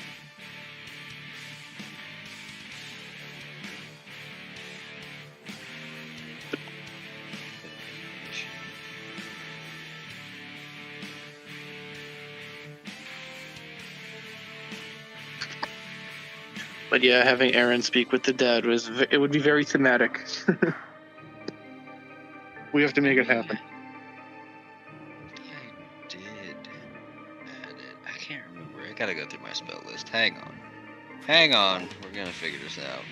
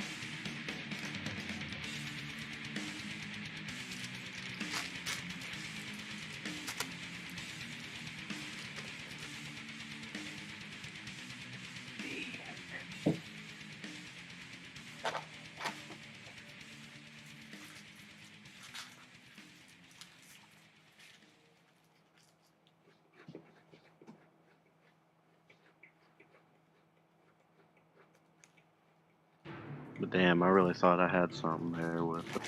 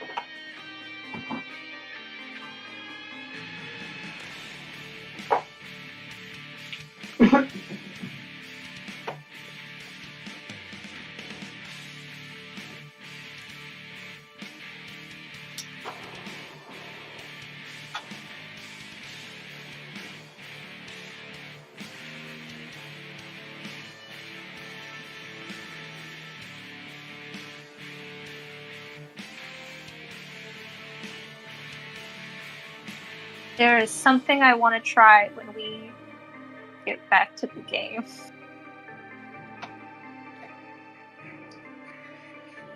What would that be? Well, because he took off his ring and then we saw the dirt on his shoe. I'm like wondering if like he's altered more of his appearance, like whether to like look better looking or like more well born. And I do have an item that lets me have true sight. I'm wondering if I use that sleight of handedly, if I would see any blood on him. Well, you should have no problem doing it. You can activate that with, like a thought or, a simple somatic motion or whatever. I have to say a command word. Oh, well, then just walk away and say it and then come back, whatever. Yeah, something like Or that. whisper it. I say whisper Under it your under your breath. breath. Yeah. You know what? I'll just say it in like a different language. She knows a bunch. Oh, I saved that up her page.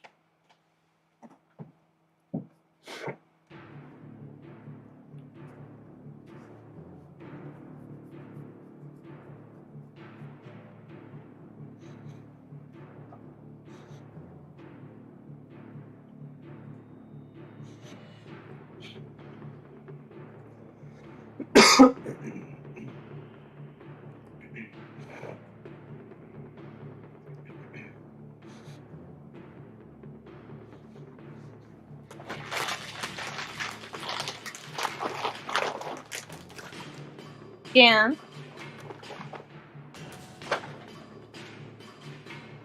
I think he might be still on. Oh, are you there?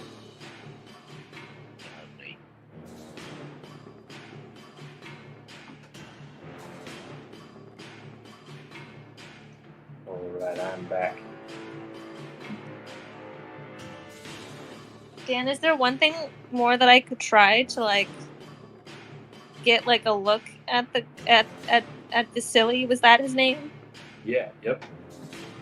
When he's not looking at me, could I take out my gem of seeing and speak a command word and like maybe Sylvan and look through it to see if like I see any like blood on him that like he might have disguised? So it gives me true sight. And it lasts for 10 minutes.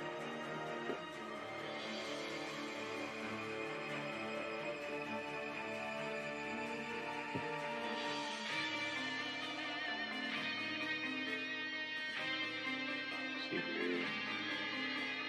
Yeah, I do not see why not.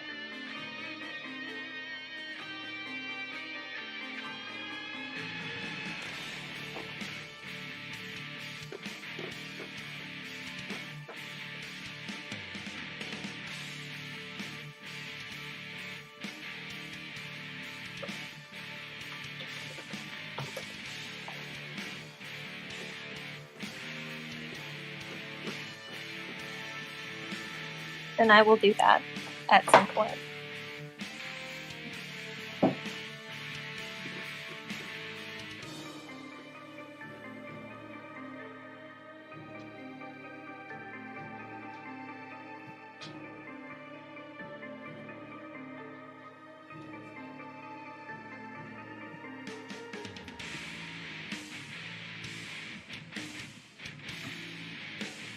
With the vision of true sight, you take a look at Vasily, and you see him as he actually is.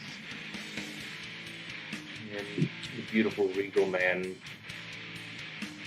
well dressed, polished, his hair perfectly coiffed.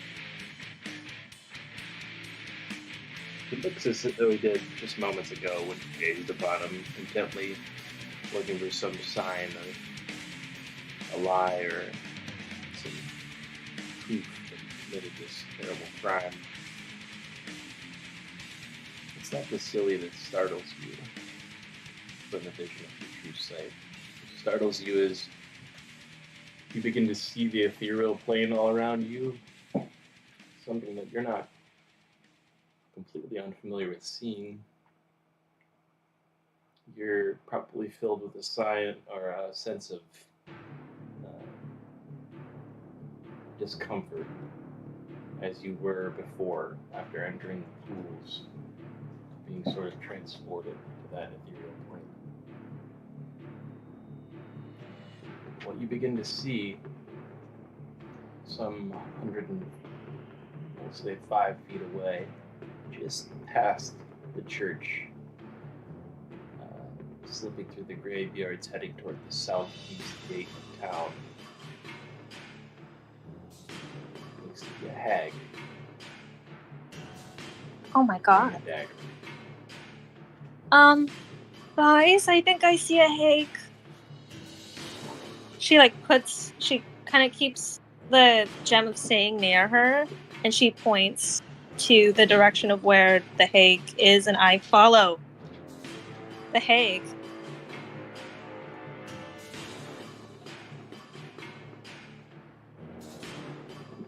Corvus follows, no question. There's no way she could also be wrong. How far away did you say? Ragnar too. Could I cast a guiding bolt on the hake? Before you guys do this, and break this down, slow things down a little here. Only Imelda has true sight. Yeah. Imelda sees these things. Imelda begins to follow the hag. I'm going to say that if you guys choose to follow Imelda, I'd like to hear a little bit more about why. Well, like, she said to them, like, oh my gosh, I think I see one of those hags that you were mentioning, and she's carrying a dagger. I'm going to follow her.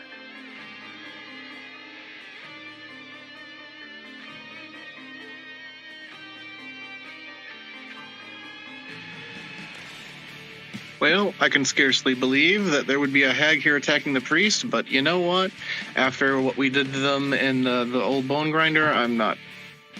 Yeah, I can see it. Hags suck. I hate these hags. I totally Suck. believe you. No question. Now can I cast guiding bolt? Yeah, if you're within range, I don't see what happens. Yeah, it's 120 range.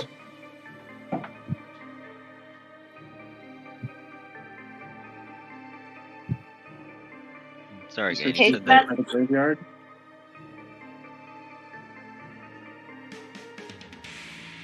That'll be a 19 to hit. And that is going to hit. And then the damage is 5d6. So 16 radiant damage. So you just see a big blast of starlight just kind of flick from her fingers and in the direction of what she's hitting.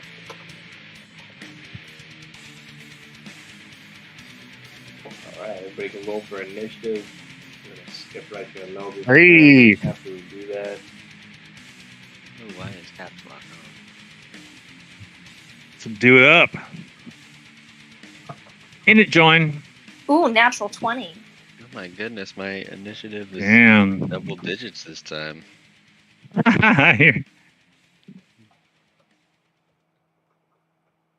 Guiding Bolt's an interesting spell. Did you say the hag was invisible to us, right? Only she Yes. can see the hag? Yeah, that's correct. Okay.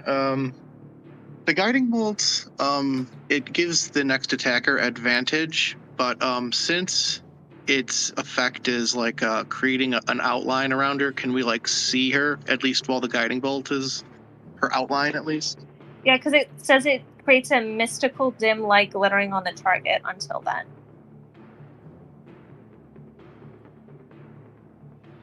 Yeah, I'm going to say it does, but unfortunately, she's like on a different plane than you guys are currently. So you can see into the ethereal plane, and you know, because you can see, you can direct a spell into it. I think other people may have difficulty achieving that same feat. I think there's a reason why, though. you guys figure out the rest as we go.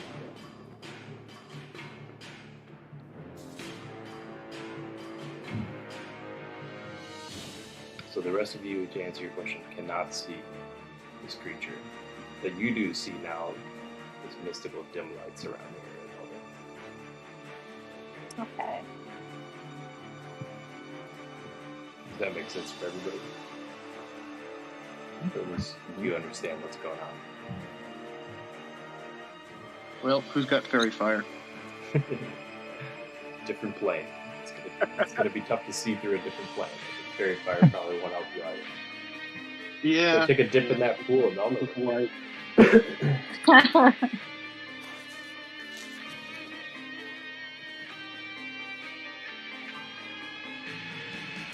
So whose turn is it?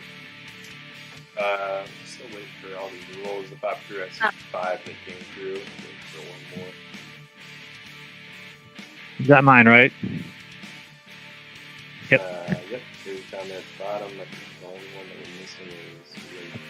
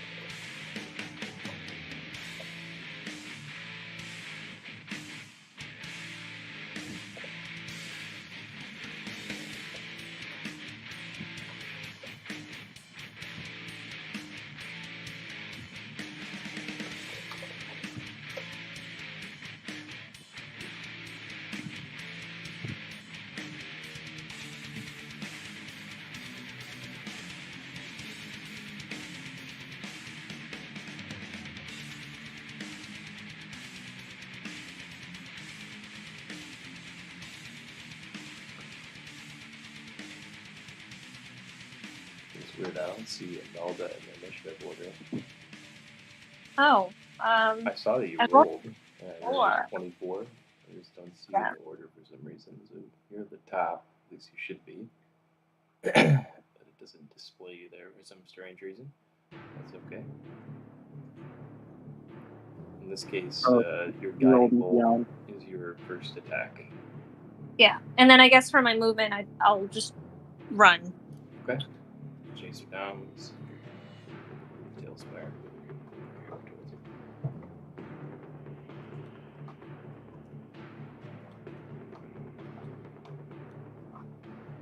For combat, I'm going to make Corvus your battle buddy so you can help me. Awesome.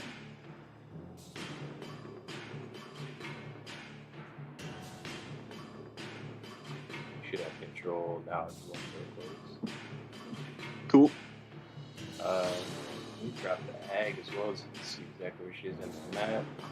She's just slinking in between the church building and behind the Blue Water Inn at the moment.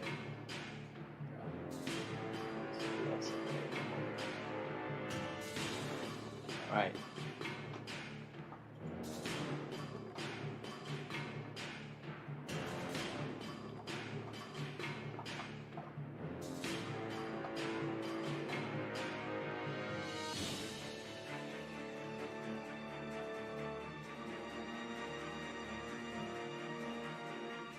Alrighty, so it's on me.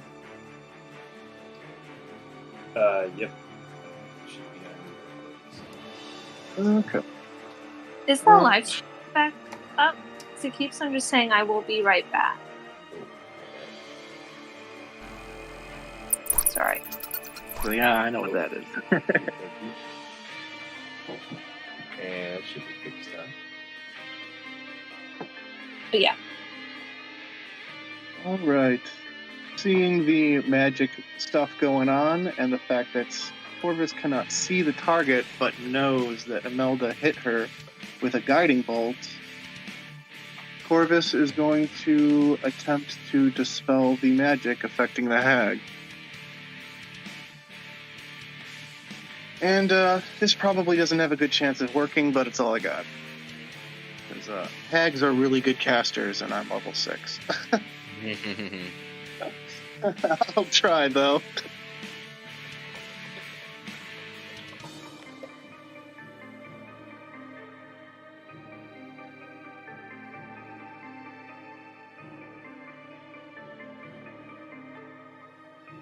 So, make an ability check using your spellcasting ability.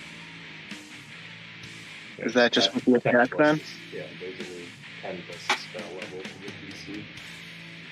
So, am I rolling a d20? Yeah, Plus. spell. Yeah, just like your spellcasting ability. So like same thing if you're making like a ranged spell attack. Okay. Come on, Dan, roll something good. Attacks plus 7, so... How does the plus 10 come into it, though? I'm confused. That's the DC. Oh, right. Not anything you really need to consider. Yeah. That's for me. You're right. I got it.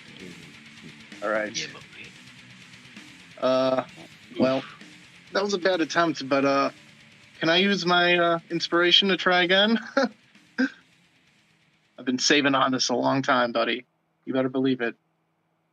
Yes, absolutely. All right, we'll try one more time and get rid of the inspiration. All right, got that. 10 is definitely not going to cut it. All right, well, I tried. And that'll be my turn.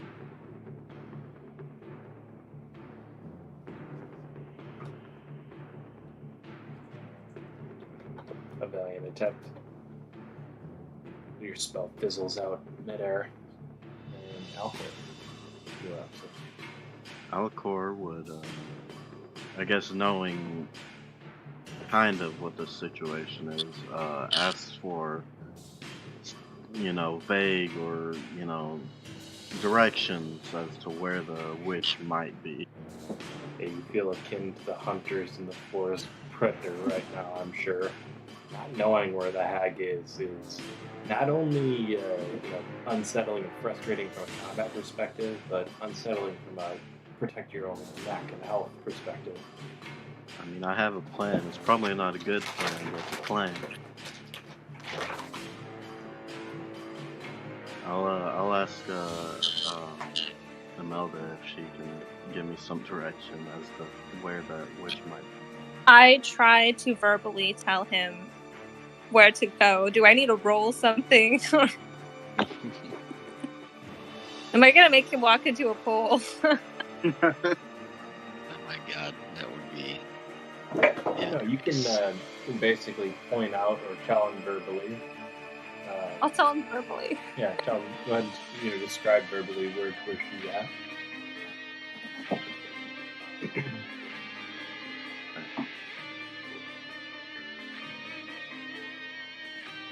I'm not sure what I'm looking at completely from the angle of Oh, that's okay.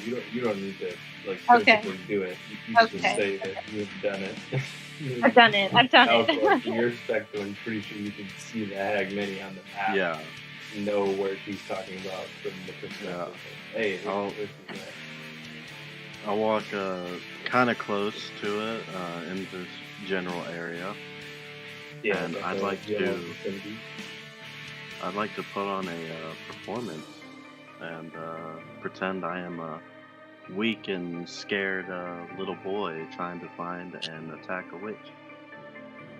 But very weak and very afraid. And that would be my turn. Alright. Go ahead and roll a performance check, and your full beard, not covered or anything like that. A question for me. Alright. It's a little boy with lots of testosterone. Yeah, it happens. You know what Strahd earlier? Hey man, kids these days, man. I did go to 8th grade with a kid who had a full-blown beard and mustache by the time I graduated. 8th grade. And I shit you Awesome. not. Yeah, I'm a mechanic. I have a full-time job after school. That is going to net you no distraction. for the hag, unfortunately. She doesn't seem to buy into your performance. Yeah, that'll be then my turn. Then.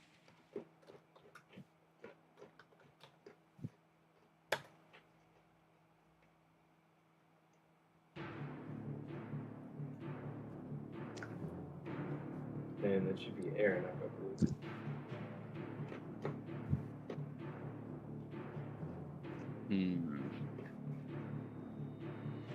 Let me try to finagle something past you here with a colorful use of a spell. So, would Aaron, with a Meldish description, be aware that this hag is on another plane? I don't know if she was actually expressly said that yet. Being that she hasn't, I'm going to say no. Okay. Well, then I wouldn't even have the awareness to ask this. I think you got a game there, sir.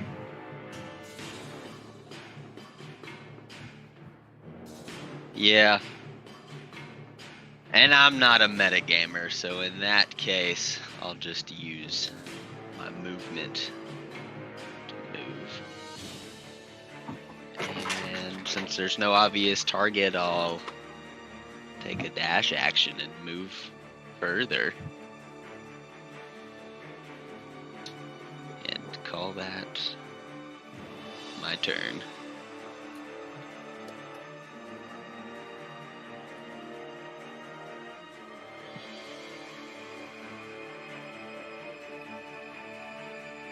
It should be a raid topic.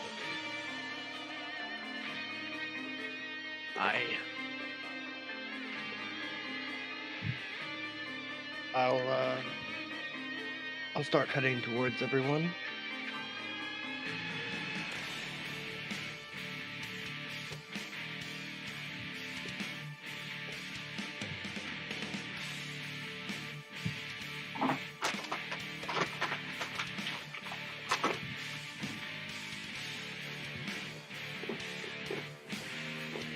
I'll head towards the group. My action.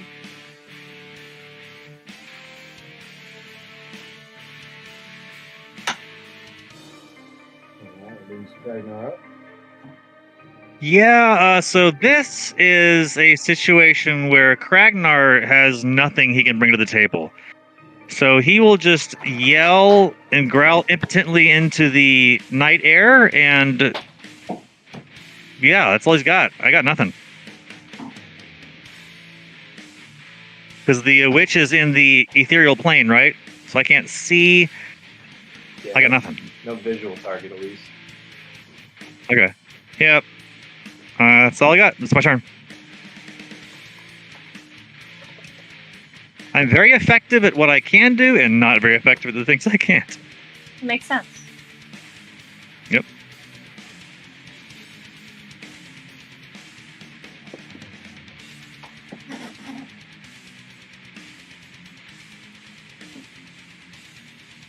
Corvus, that should be you up there.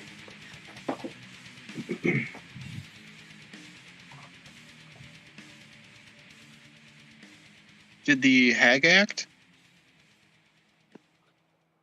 Yeah, strangely enough, I added the hag, and hag is not listed there either. I don't know what's going on with that. She's going to be fleeing, so in that sense, I'll just move her further away from you guys. You know And what? I think I've also Analdo is above you in initiative too. Mm-hmm. Yep. So thanks for mentioning it. Sorry, what was that you were saying, Richard? no, I was like, I know what's happened. Me and the Higgs rolls are on the ethereal plane. That's so true. Even in Abrag, they're like, nope, sorry, I'm on a different plane. Please try again. All right, that's all right though. I'll just remember each time Corvus goes, it's actually Meldister, and we'll put the hag at the end of the order as well. So hag runs away further, kind of heads behind the Blue Water Inn, and let's just an act of retreat.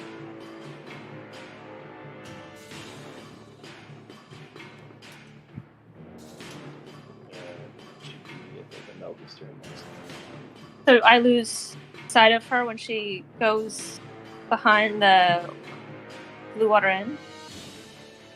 Well, luckily, in the ethereal plane, everything's sort of see-through. So you can still kind of track her. Okay, well, I'm gonna just maybe run to the edge here so that I can have like a visual so my guiding bolt can hit her. And I'm gonna hit her again. And as a bonus action, for those that are close by, you see her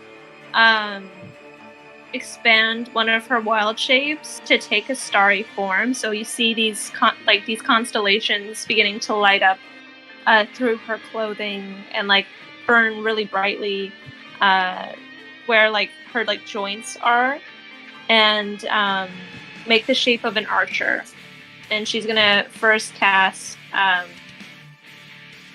guiding bolt at first level to hit the Hague.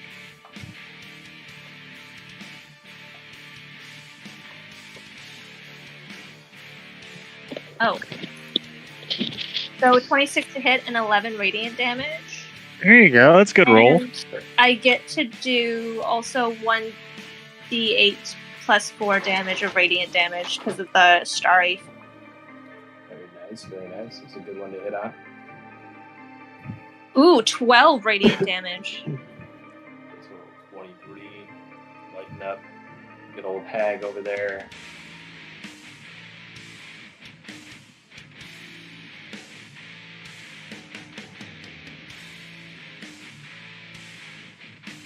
And I run as far as I can to catch up with the Hague. And she's going to be like, it's probably no use for you to hide in whatever place you are, because I can see you.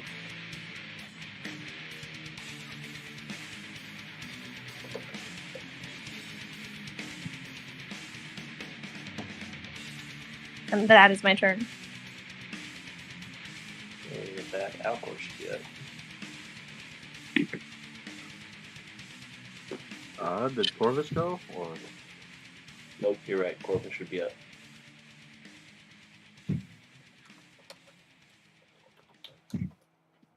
Oh yeah. So she's partially visible again.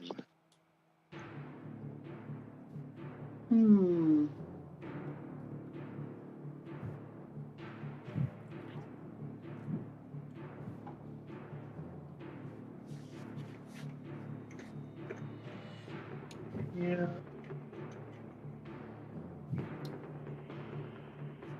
And Corvus clear can on that, partially. she's partially visible to Imelda. Oh right. Thought the guiding bolt let us see her for a little bit. Yeah,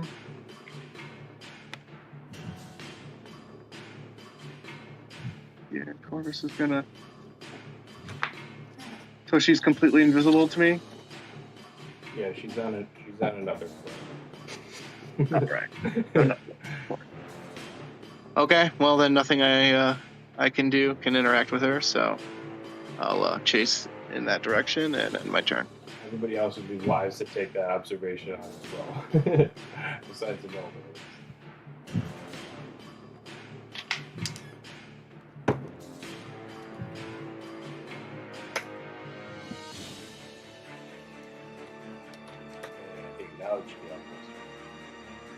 Alcor will follow in this direction, knowing that Imelda is pursuing the witch, and he's gonna attempt to persuade the witch this time to come. There you go.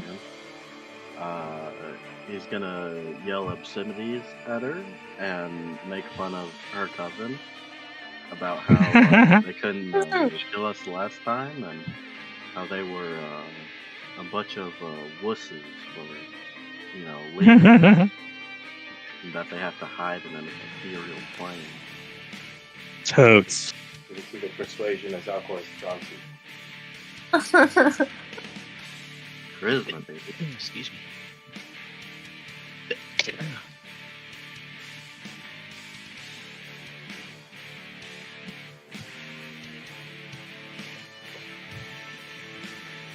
I think that's not a bad roll. Mhm. I can, if it's not high enough, I could do a commanding presence. Feel free. And that will be 1d4.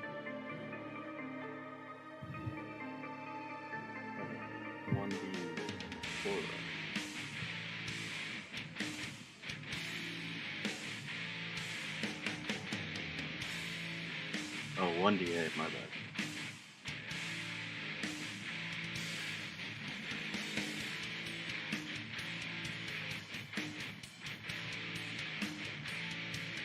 That should just add on to it.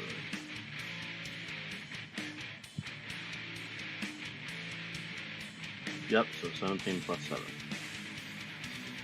Not bad. 24. You get no indication that your taunts or insults produce any sort of results. I shall await the damage. If it ever comes, and I'll end my turn.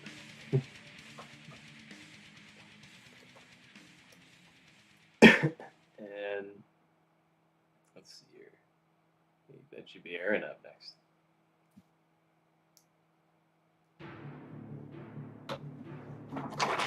Move another 60.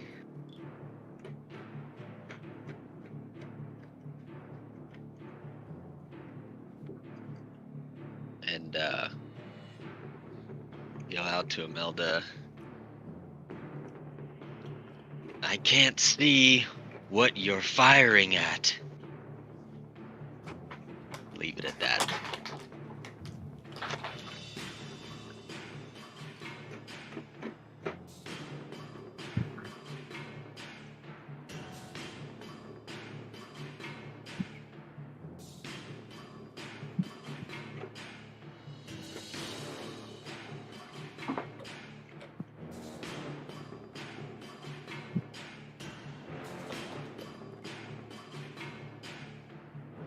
Merle's coming from right there. I stumble as I chase after Aaron. Make it halfway to him.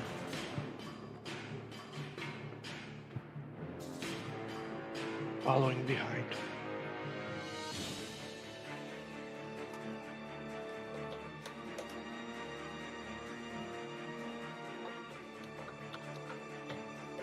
Alright, it should be Ragnar up, but that's the end of your turn there, right? I'll hold action Chuck Jav just in case the witch shows back up in this land. So hold action Jav Chuck.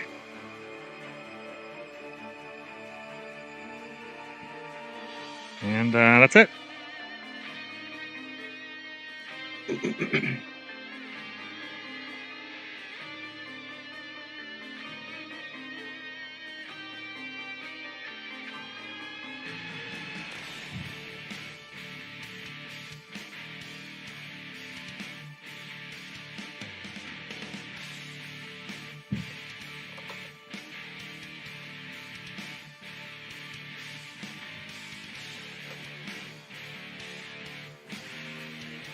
Alright, I think that should be Imelda.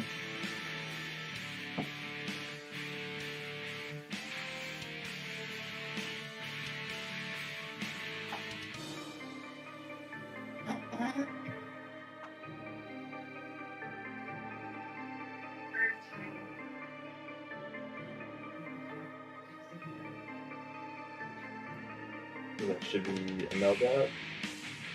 Oh, like does the Hague move at all, or no? She goes after you before Corvus. In the initiative order. Oh. Yeah, wait, so did she go? She goes after you and before Corvus. Oh, okay. So you would need to go first.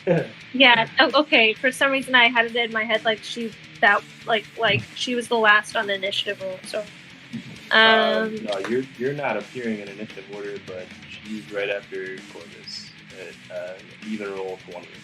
Okay, I'm gonna cast another guiding bolt at her. Let's see if this one hits. Does a 16 hit? A 16 is gonna miss. Damn it. That misses, and then I guess my bonus action doesn't do anything. And then she's gonna be like, seriously, you're making things worse just for yourself. I hope you know that. And I'm gonna get closer to her. Wait, how close am I currently to her? Let's see here.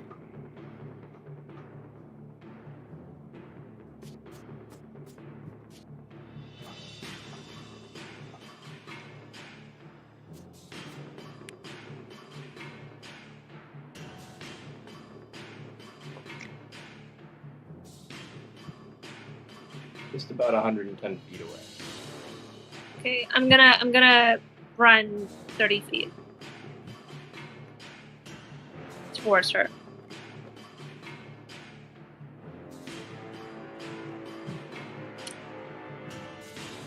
And that is my turn.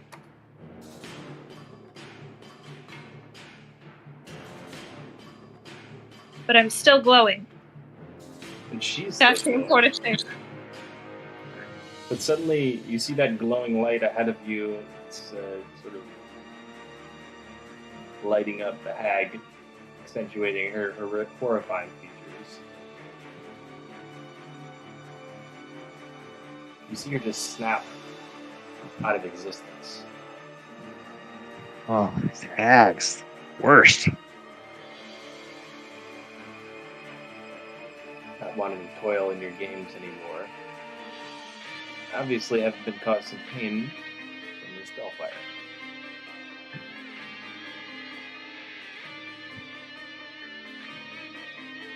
Like, so, like, I don't even see her anymore?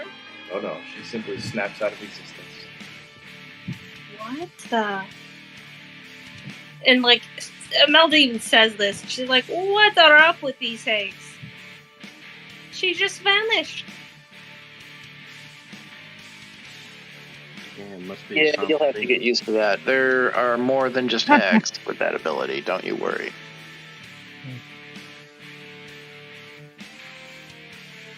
You didn't. You weren't here for all of the vampire battles we had, but they can do that too. What?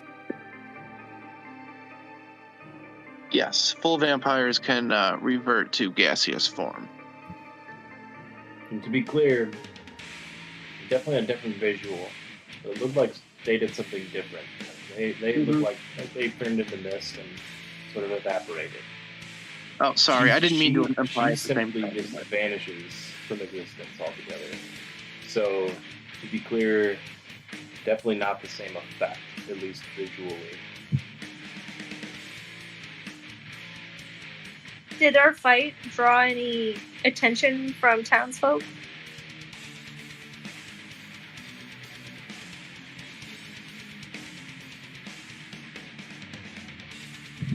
It doesn't Sorry, seem what was so. it? Yeah, the two guiding bolts that were cast both hit her, and they were both cast into the ethereal plane.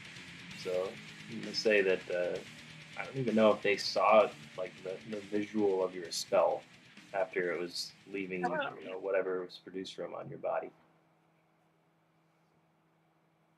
But I'm still glowing. Yep. She dampens it.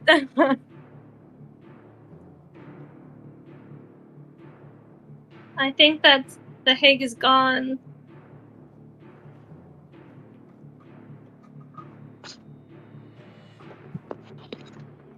Oh, Yes, considering she was using invisibility or whatever sort of ethereal magics, I'm not surprised she was prepared to. I'm just a little worried that the hag murdering Father Lucian was simply an act of spite against us on their part. Or maybe Father Lucian knew things? Well, he certainly had a relationship with us, but we are the ones who have greatly angered the hags recently. Like I said, we attacked them, all of them, in their hideout. Also, is it night right now, or is it daylight?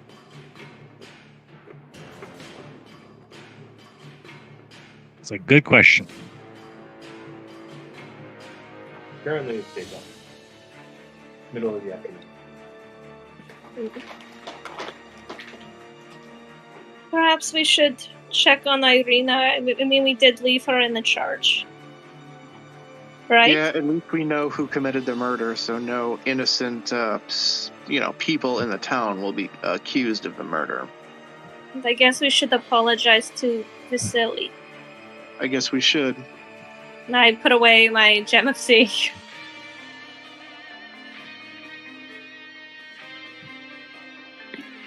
You know, we could try the mirror to contact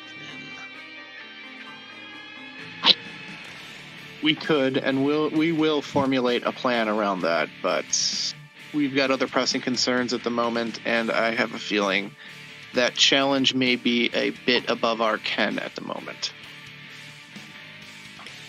I agree. It was just a thought. Keep it for later. We will definitely see where that road leads. It was a good move taking that. Well, the only question Corvus has was you're storing it in your portable hole, correct? Or your bag of holding? Bag of holding. Okay. Keep the hag magic away from Yeah, good my thought. supply of dead. Yeah, good thought. All right.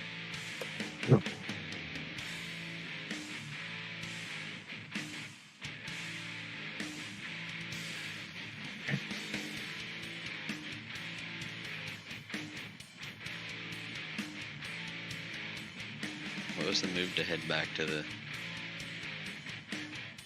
In, right? Am I muted? I might be muted.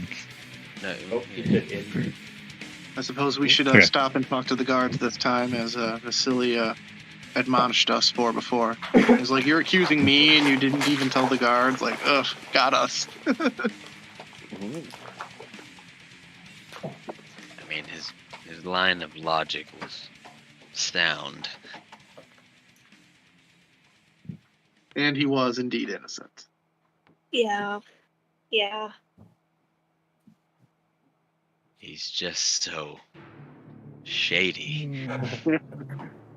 I go around towns doing good deeds. Yeah, okay. Like the hags, right?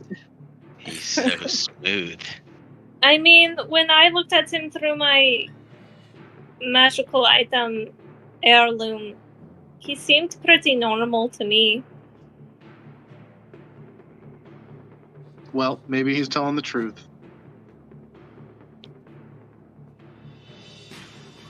Maybe he really is the only philanthropist in all of Barovia. Maybe not the older one, but perhaps one of them. Oh, that's an optimistic view. I like it. Imelda's gonna run to the church. I'm the guy who has to play some of those other philanthropists, so Yeah. I've given them the defense they deserve. It's only fair. Head back to the church. The scene at the church is a somber one. I think this is since covered the body of Father Lucian with a dark sheet. Began to sort of get people cleared out, a gathering of a few citizens, a couple of parishioners of the church have been notified of what's happened. Many of the guards investigating the nearby scene, sort of like you guys were doing. And with all this going on,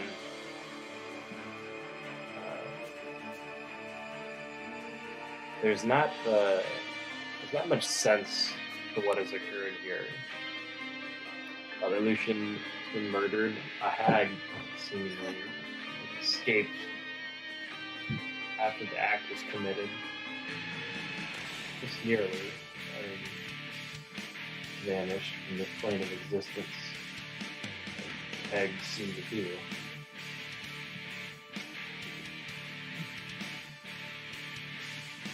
Vasily is also no longer anywhere in sight.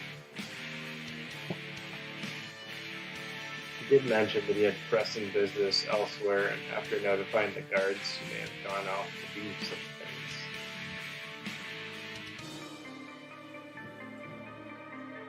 Well, I tell the guards about the Hague. Or should we tell the guards about the Hague? Yes. Yeah. Yeah, alright. Informing them would be the best course of action, but there's little they could do about it. This information rips through the town like most juicy rumors do. This one being one backed by its recent saviors holds a lot of weight with many of the villagers. Few villagers can be seen outside of their homes burning what looks like sage, and some of the guards begin to tell tales of experiences with hags, some of them seeming more far-fetched than others. But pretty much all of them involve pies and children, right? Ugh. A few of them, for sure. And where's Irina? Irina is actually up in a room, kind of relaxing. Ismark is actually downstairs in this church area. He's one of the concerned citizens or villagers that's come to see what's happened to forefather and her sheep and help with whatever investigation or search is being conducted. But Irina's absent, presumably upstairs in the room where she's now taking.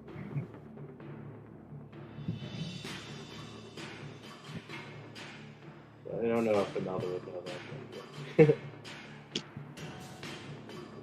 Alcor would like to ask the party if Father Lucius had a room with personal belongings in it.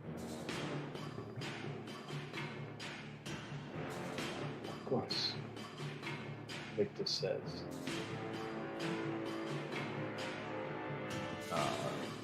I would like to go in there and sift through some things to see maybe this was targeted, probably not by us, but by something he was doing on his own.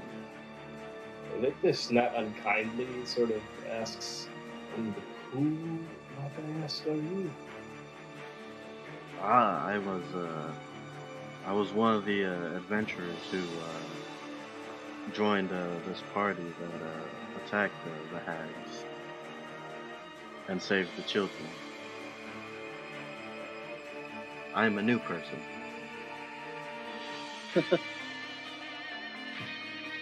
Nods, kind of looking at the others. I don't know if it's for approval or another concern. He says, "There's any reason why we're looking for a dead man's things. It could be prudent after his murder. Do as he must." Thank you. I know of the contents within that room, sir. He says to you, as if to warn you against taking anything out of the room without letting you know. Yeah, I don't plan on taking anything. I just want to see and just want to investigate.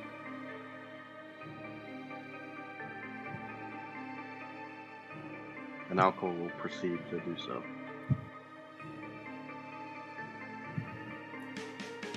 Father Lucian's room is as modest as he was in life. Almost just a small little cubby with a cot and a bedside table with a single door. A closet which boasted a few cloaks. And that door is open.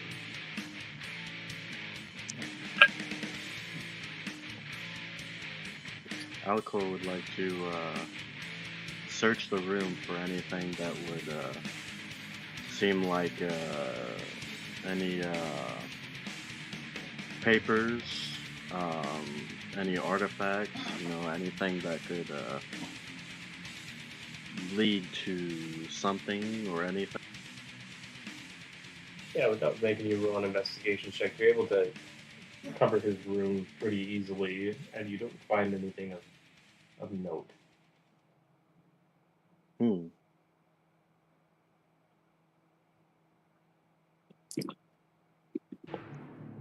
I will exit the room with my hands up so he can see that I didn't take anything. It just looks you up and down, seeing if any pockets look bulgier than they did before you entered.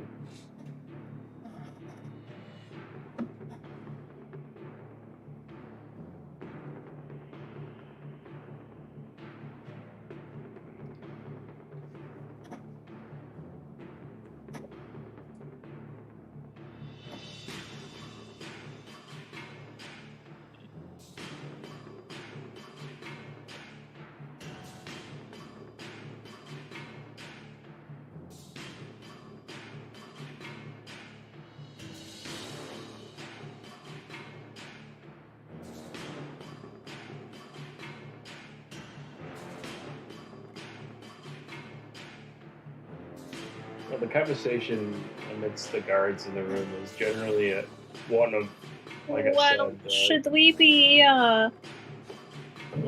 checking on Irina and then hitting the road to Yesterhill? Sure. Was she at the church, or she was still at the inn, right? Well, I thought we brought her to the She's church. at the super safe church where this takes place now. Yeah, I was gonna say. She was probably passed out though, so there's no way she was even like, I get it. In fact, she's probably still passed out at this point. She was sloshy. Well, if this doesn't prove the point that there's really no safe place in Barovia, what does? Even after the hollowing of the church, such an atrocious act has been committed here. How could it be? It wasn't evil magic that caused this. But perhaps a case of blade crossed forefathers' neck. Who did such a thing? Was it the hag? I mean, I think it was the hag. She had a knife, so... I mean, just put two and two together. I'm sure she'll deny it up and down when we finally talk to her. That wasn't me, you saw? Yeah, okay.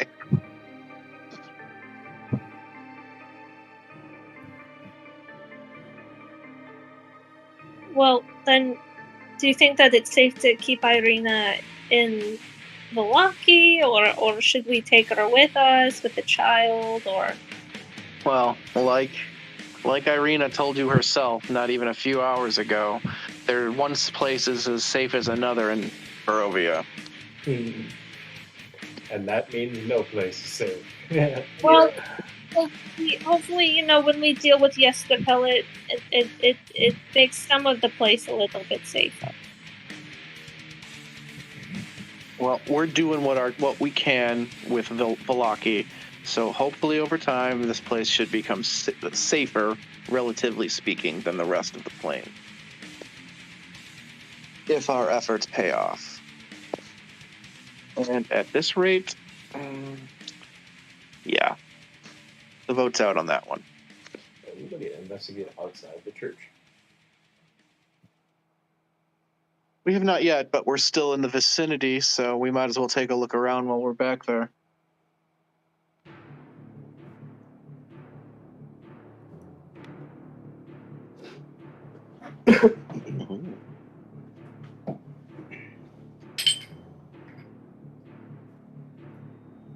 I know Alco was taking a look at the room, feeling slightly defeated and making sure that he didn't look like a thief as he walked out. Was there probably an intent to continue that investigation while you're here?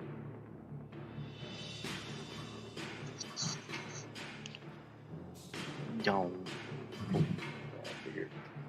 In that case, you guys continue your search to the outside. Yeah, Corvus is drawn to the small graveyard behind the church. And rightly so. There was an upturned grave. Ooh, Unfortunately, nice. right in front of that stone wall. Which means Corvus just kind of sighs and puts his face in his hand and says, "Why do they have to bury them in the graveyard?" And just sighs again. Are the bones stolen again? It would appear so. Dear God. We're making no progress in this game. We suck. We're the worst. We're the worst Dungeons and Dragons players ever. You're terrible. You know, get some locks for these bones. Well, no, we definitely can't keep Irina here. She's like a sitting duck. Perfectly honest, if the hags wanted to do anything to Irina, they would have. And No, not to mention, now the church you can be, notice you that know. the bones aren't missing. While The what? grave is upturned, and the small stone pedestal with the bones replaced, where it was buried, cracked in half, split by some great force. The bones themselves shattered into splinters. And there's some sort of, yes, liquid out there. It smells strongly of urine.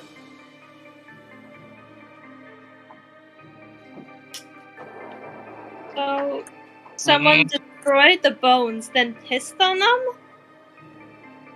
yes, they have properly desecrated it. Corvus says, between his gritted teeth.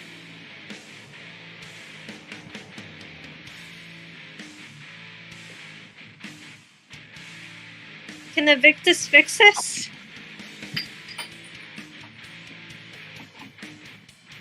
Possibly.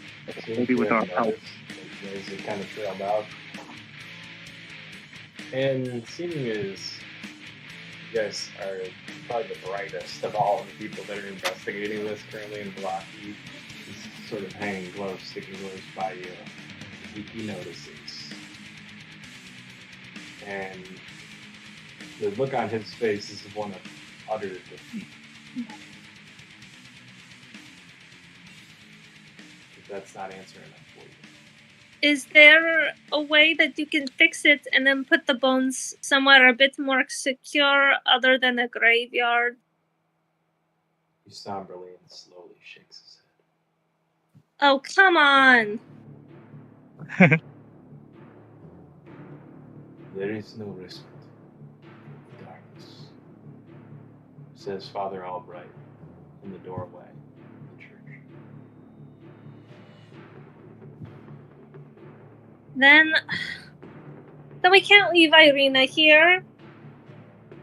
She is safe nowhere. Well, at least we'd be able to do something if something happened. The familiar voice Right? of Ismark enters the room.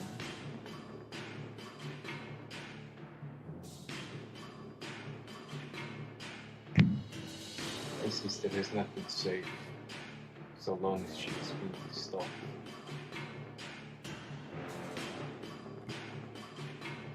I am certain his agents who set out to commit these heinous acts.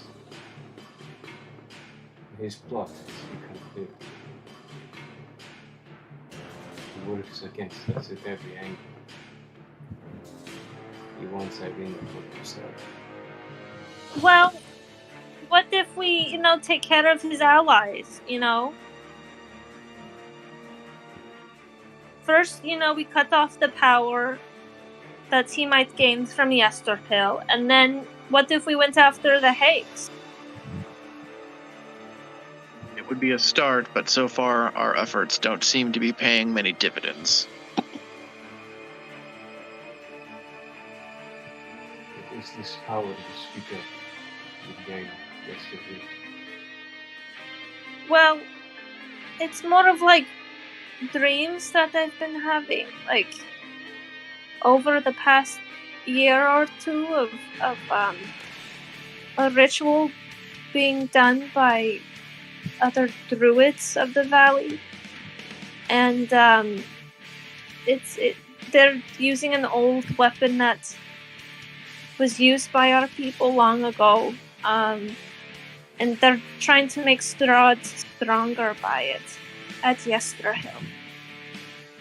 I'm not druids. People with things that grow. People of the land. Why would they want to help Strahd? Well, our tribe split quite a long time ago, and so my,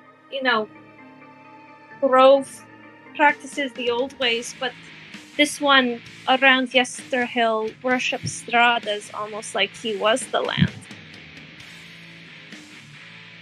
Corvus kind of sighs and shakes his head and just mutters, "Damn shadow druids."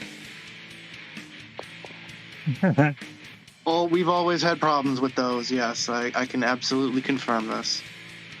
Whether or not you believe that that name holds power, you should be careful to consciously sentence or unconsciously sentence. Says Father Albright in the back of the room, listening to Ismark and Imelda's conversation. So, I mean, we should probably head over to Yesterhill soon. It's supposed to take place during a full moon, which is coming kind of close. And you're saying once they complete this ritual, the power of the druids will be redirected to Strahd, to the Dark Lord, essentially. Yeah, wait, hold Giving on them for a power second. to turn all of the wildlife into undead and do whatever they want. I've seen Wasn't something analogous to this before. DM, like, didn't you, did you mention once that I could be, like, I might have dreamt this myself out of game.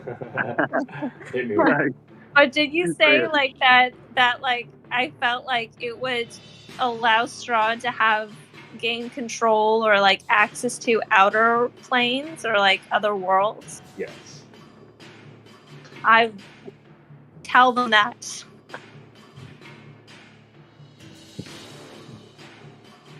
Yeah, we'll need the help of more powerful druids than us for this. I mean, I don't know. I think we're fairly okay. We're making progress. It's going And to I be a mean- while before we're anywhere close to the archdruids. But please tell me there's a powerful archdruid living.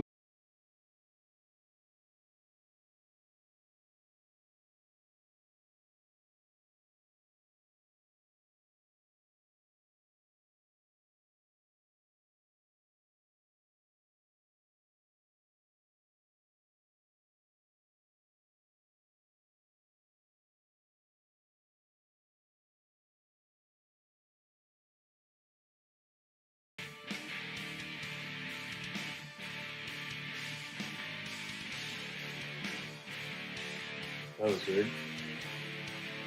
That was weird. Neither you or me have any information. My internet connection there, so I might phased out into the ethereal plane myself for about 20 or 30 seconds. Oh, Sorry about You that. didn't hear. Yeah, no. I was just like asking, like what the oral history she would have grown up hearing about, like the split between the Kavani tribes, and like how her share some people. of this history with the group? Is that what you're saying? Yeah. Yep, no problem. Give me 1 second. So Imelda will take the time to share what she knows with the group. Yeah. All ears.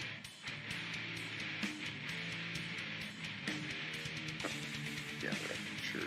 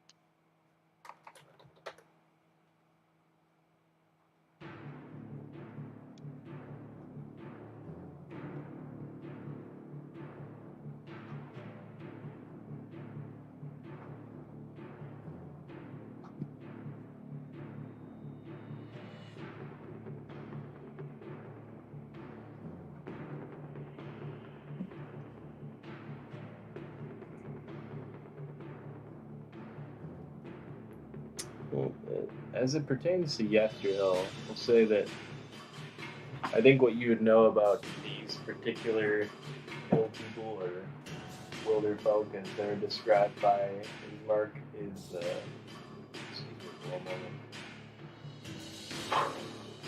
Okay. Massive sneeze. Apologize. They are people that have kind of fallen from the path of what a normal druid's lifestyle would be. Influenced by the land which they live in, of course. Their souls became twisted and dark, driven by evil. The things which they grew and fostered were bestialous things. Not the typical people, flora and fauna, but terrible atrocities for them.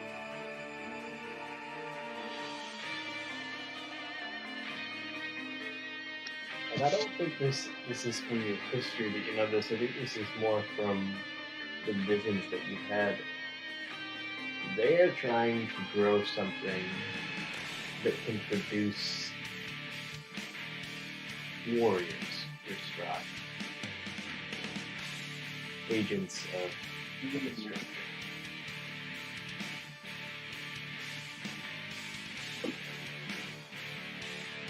Okay, so it's another similar plot to the necromancer's job. There's probably some other mysterious figure hired or enslaved to do these biddings. Yeah, sort of producing evil entities. We gotta find them. We'll end up with, We don't have this one known. So like for like the history of how the tribe split, how did that happen? Would I know that? I think mainly this gap in culture, this gap in belief. So the traditional Kavani, they stayed true to nature and holistic practice and things like that, whereas this other group became dark. And so that other group kicked them out of their, I guess, original homeland. Kicked them out, or they left rather willingly. A separation occurred, one way or the other. It's not really important. Okay, I reiterate all of that to the group.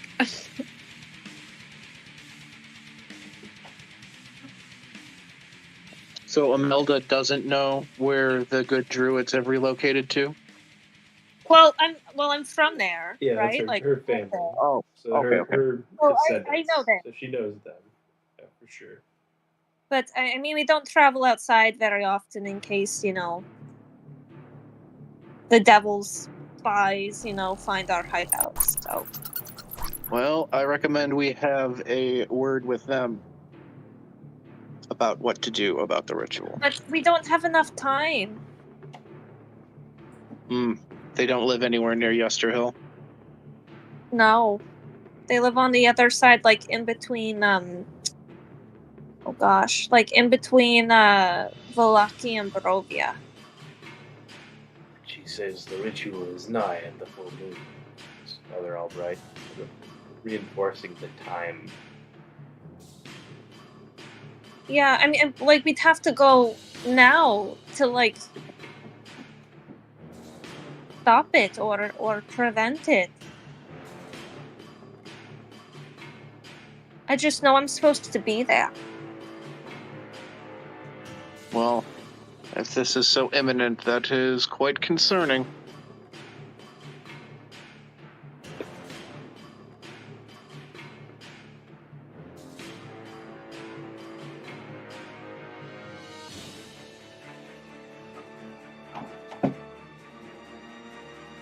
Would I know where yesterday? Ragnar will know. Oh, well, thank you, Ragnar.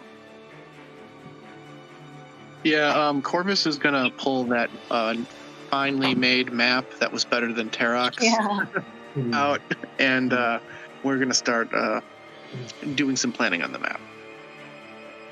so we got to find Yester Hill.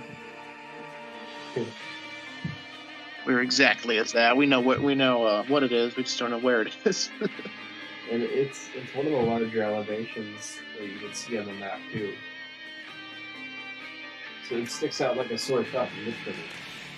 And let's see here.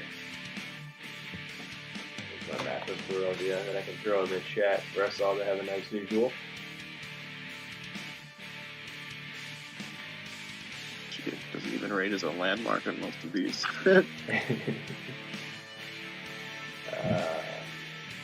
What does the map look like? I feel like I must have missed this. I would say it's probably got a better map than this. And this is what the map in the book looks like, if you're curious.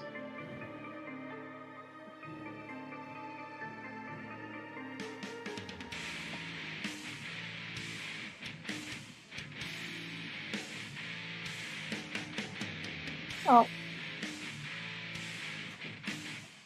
Nice.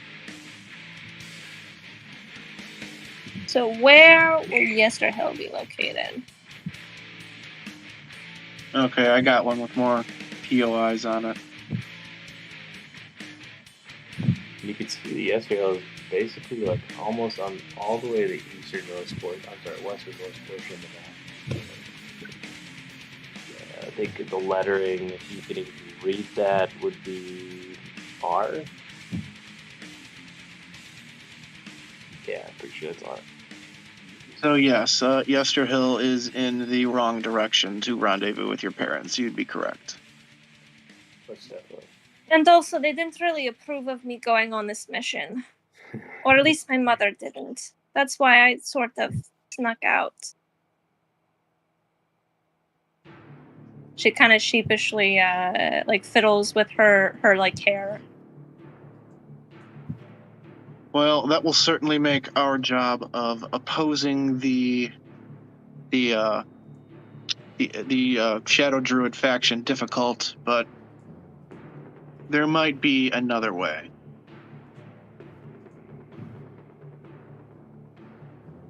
And Corvus thinks for a minute and says, one of us or one of your parents could challenge the Archdruid of their grove for leadership. Well, first we need to figure out what their plan is fully. Like, I mean, I'm only getting glimpses of it, and I only really know my mother. I've never really met my father before.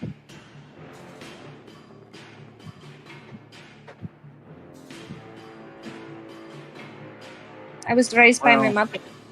Most of the party is going to agree that it's much easier to behead your problems than it is to change hearts and minds. And if we were managed to convince these druids that their ways were wrong, this land could greatly benefit from it. Well, I don't know if they would really listen to us. It was more like maybe we could sabotage their plans, you know? Well, that's why you got a challenge for leadership of the Grove and then make them do whatever you want. Well, I guess a good start is stopping their ritual, I suppose. Yeah, I would say it's a better plan than the latter.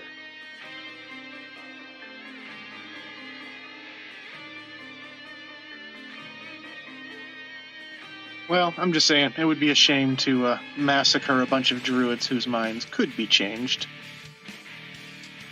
This is like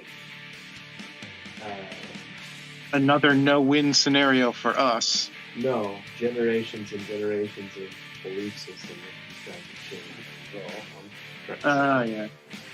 They didn't become tainted overnight, you know, or by some sort of magic. They became tainted literally from their own beliefs.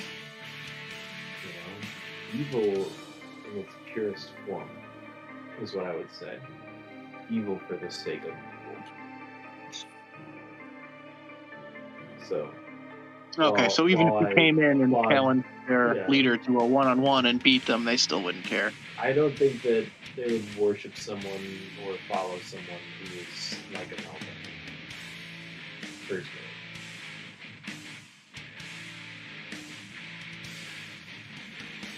That's how, and that's important to understand. Just like from the lore of the story, that's how vast these groups were. They had a great split.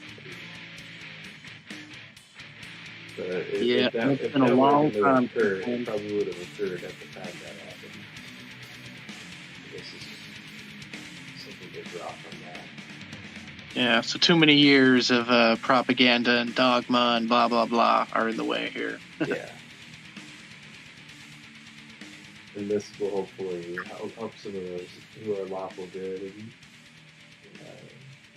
neutral good and just general good characters with the decision to have to maybe dispense with some who have peaceful ways, who just grow things out of the wilderness. But what are they growing? That's the question. Oh, it's got to be something horrible, judging by how bad you make them sound. Well, I mean, it's I'm also a looking chance forward to to that maybe, revelation.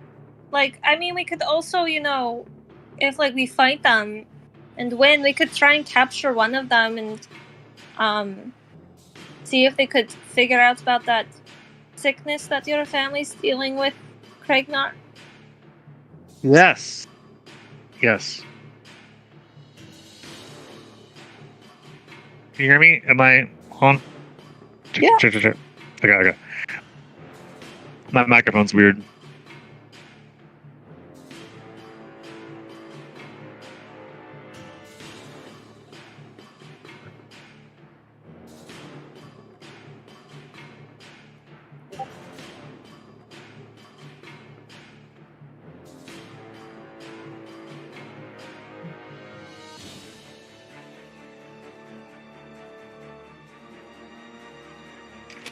If someone asked me a question, I was messaging a couple people.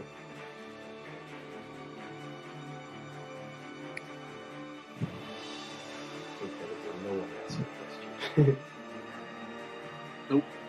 Just be quiet.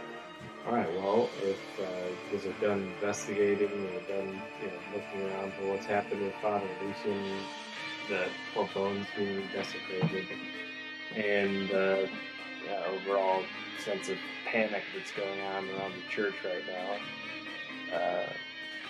Where are we headed? Well, what are we going to do about Irina?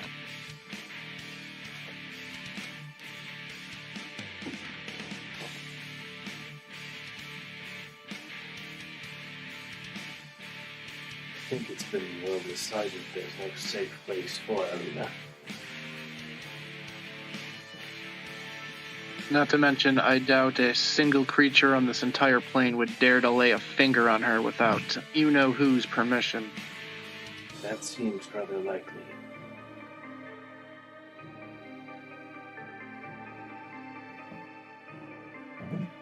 It seems the very thing that puts her in danger also keeps her safe. Yes. Unfortunately, there isn't much we can do about that for now. We can only chip away at the smaller problems before they become big ones.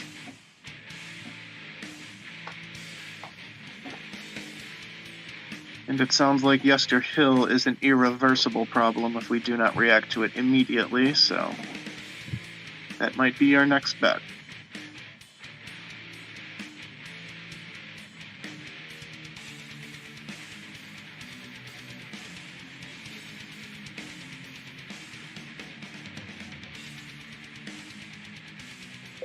So should she come with us?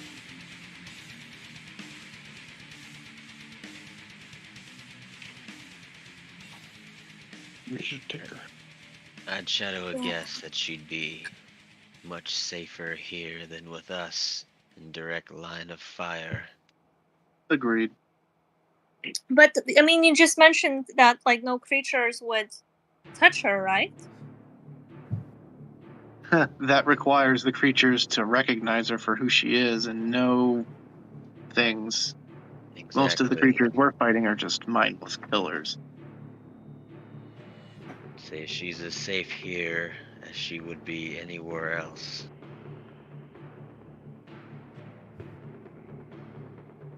Yeah. I don't know. I feel uneasy leaving her either at the Blue Water Inn or the church after what's happened. Well, I can assure you we will be facing great danger in the future, so if you're unsure about what danger she'll be facing here, it's probably the better bet to leave her here. At least there's the uncertainty there. With us, there's none. Guess. That Coven of Hags has it out for us now. Do you think Irina, how's he finding her? Like, just from spies or from magic, or? Well, Loss on how- her neck has something to do with it, if you ask me. Is his father all right? it Wait, would be sorry, correct. You can get a close look at them, but they look like injection sites. That's... So wait, so now he can track her whenever, where? If he has gained any of her blood by means of extraction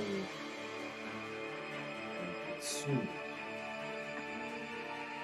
it would be more than no other location. What else could he do? Oh, don't you hear the way people talk? You can't even say his name without him knowing, much like any god. We can see through her eyes, know her experiences, know how she felt during them. We knew as well. That is unsettling. And far beyond what divination will get you. And we'll probably give most of the party members pause about bringing Irina along with them. Ooh. Yeah. Yes. That was my first thought. Alright, well, fine, we'll leave her here.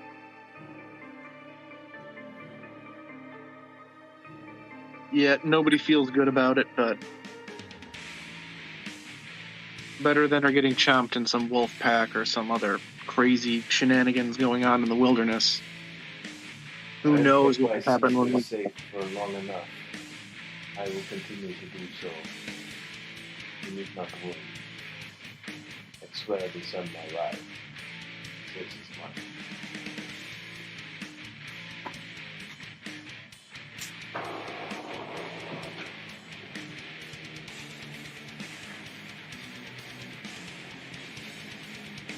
Oh, man. Well then, I guess should we get going? While we still have daylight? That would probably be best. Mm-hmm. Alright, Affirmative well, grunt. off to Yesterhill.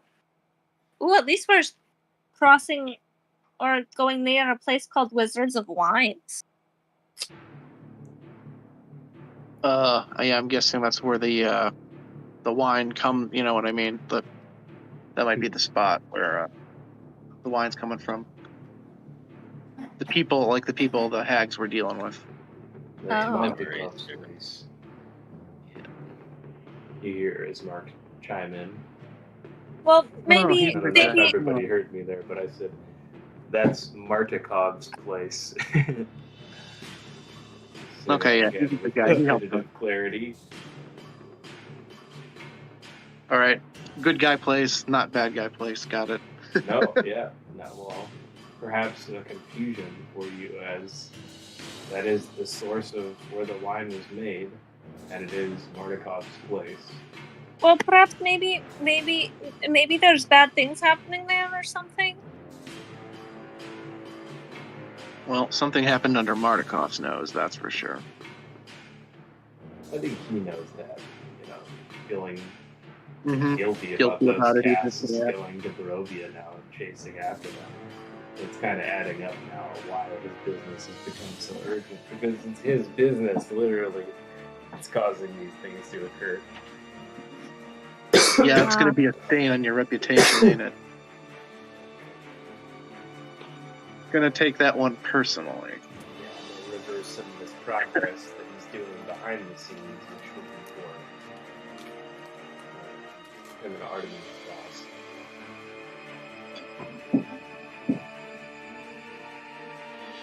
So with that, sounds like the party's ready to head out in the direction of still yet to press a destination out of you guys.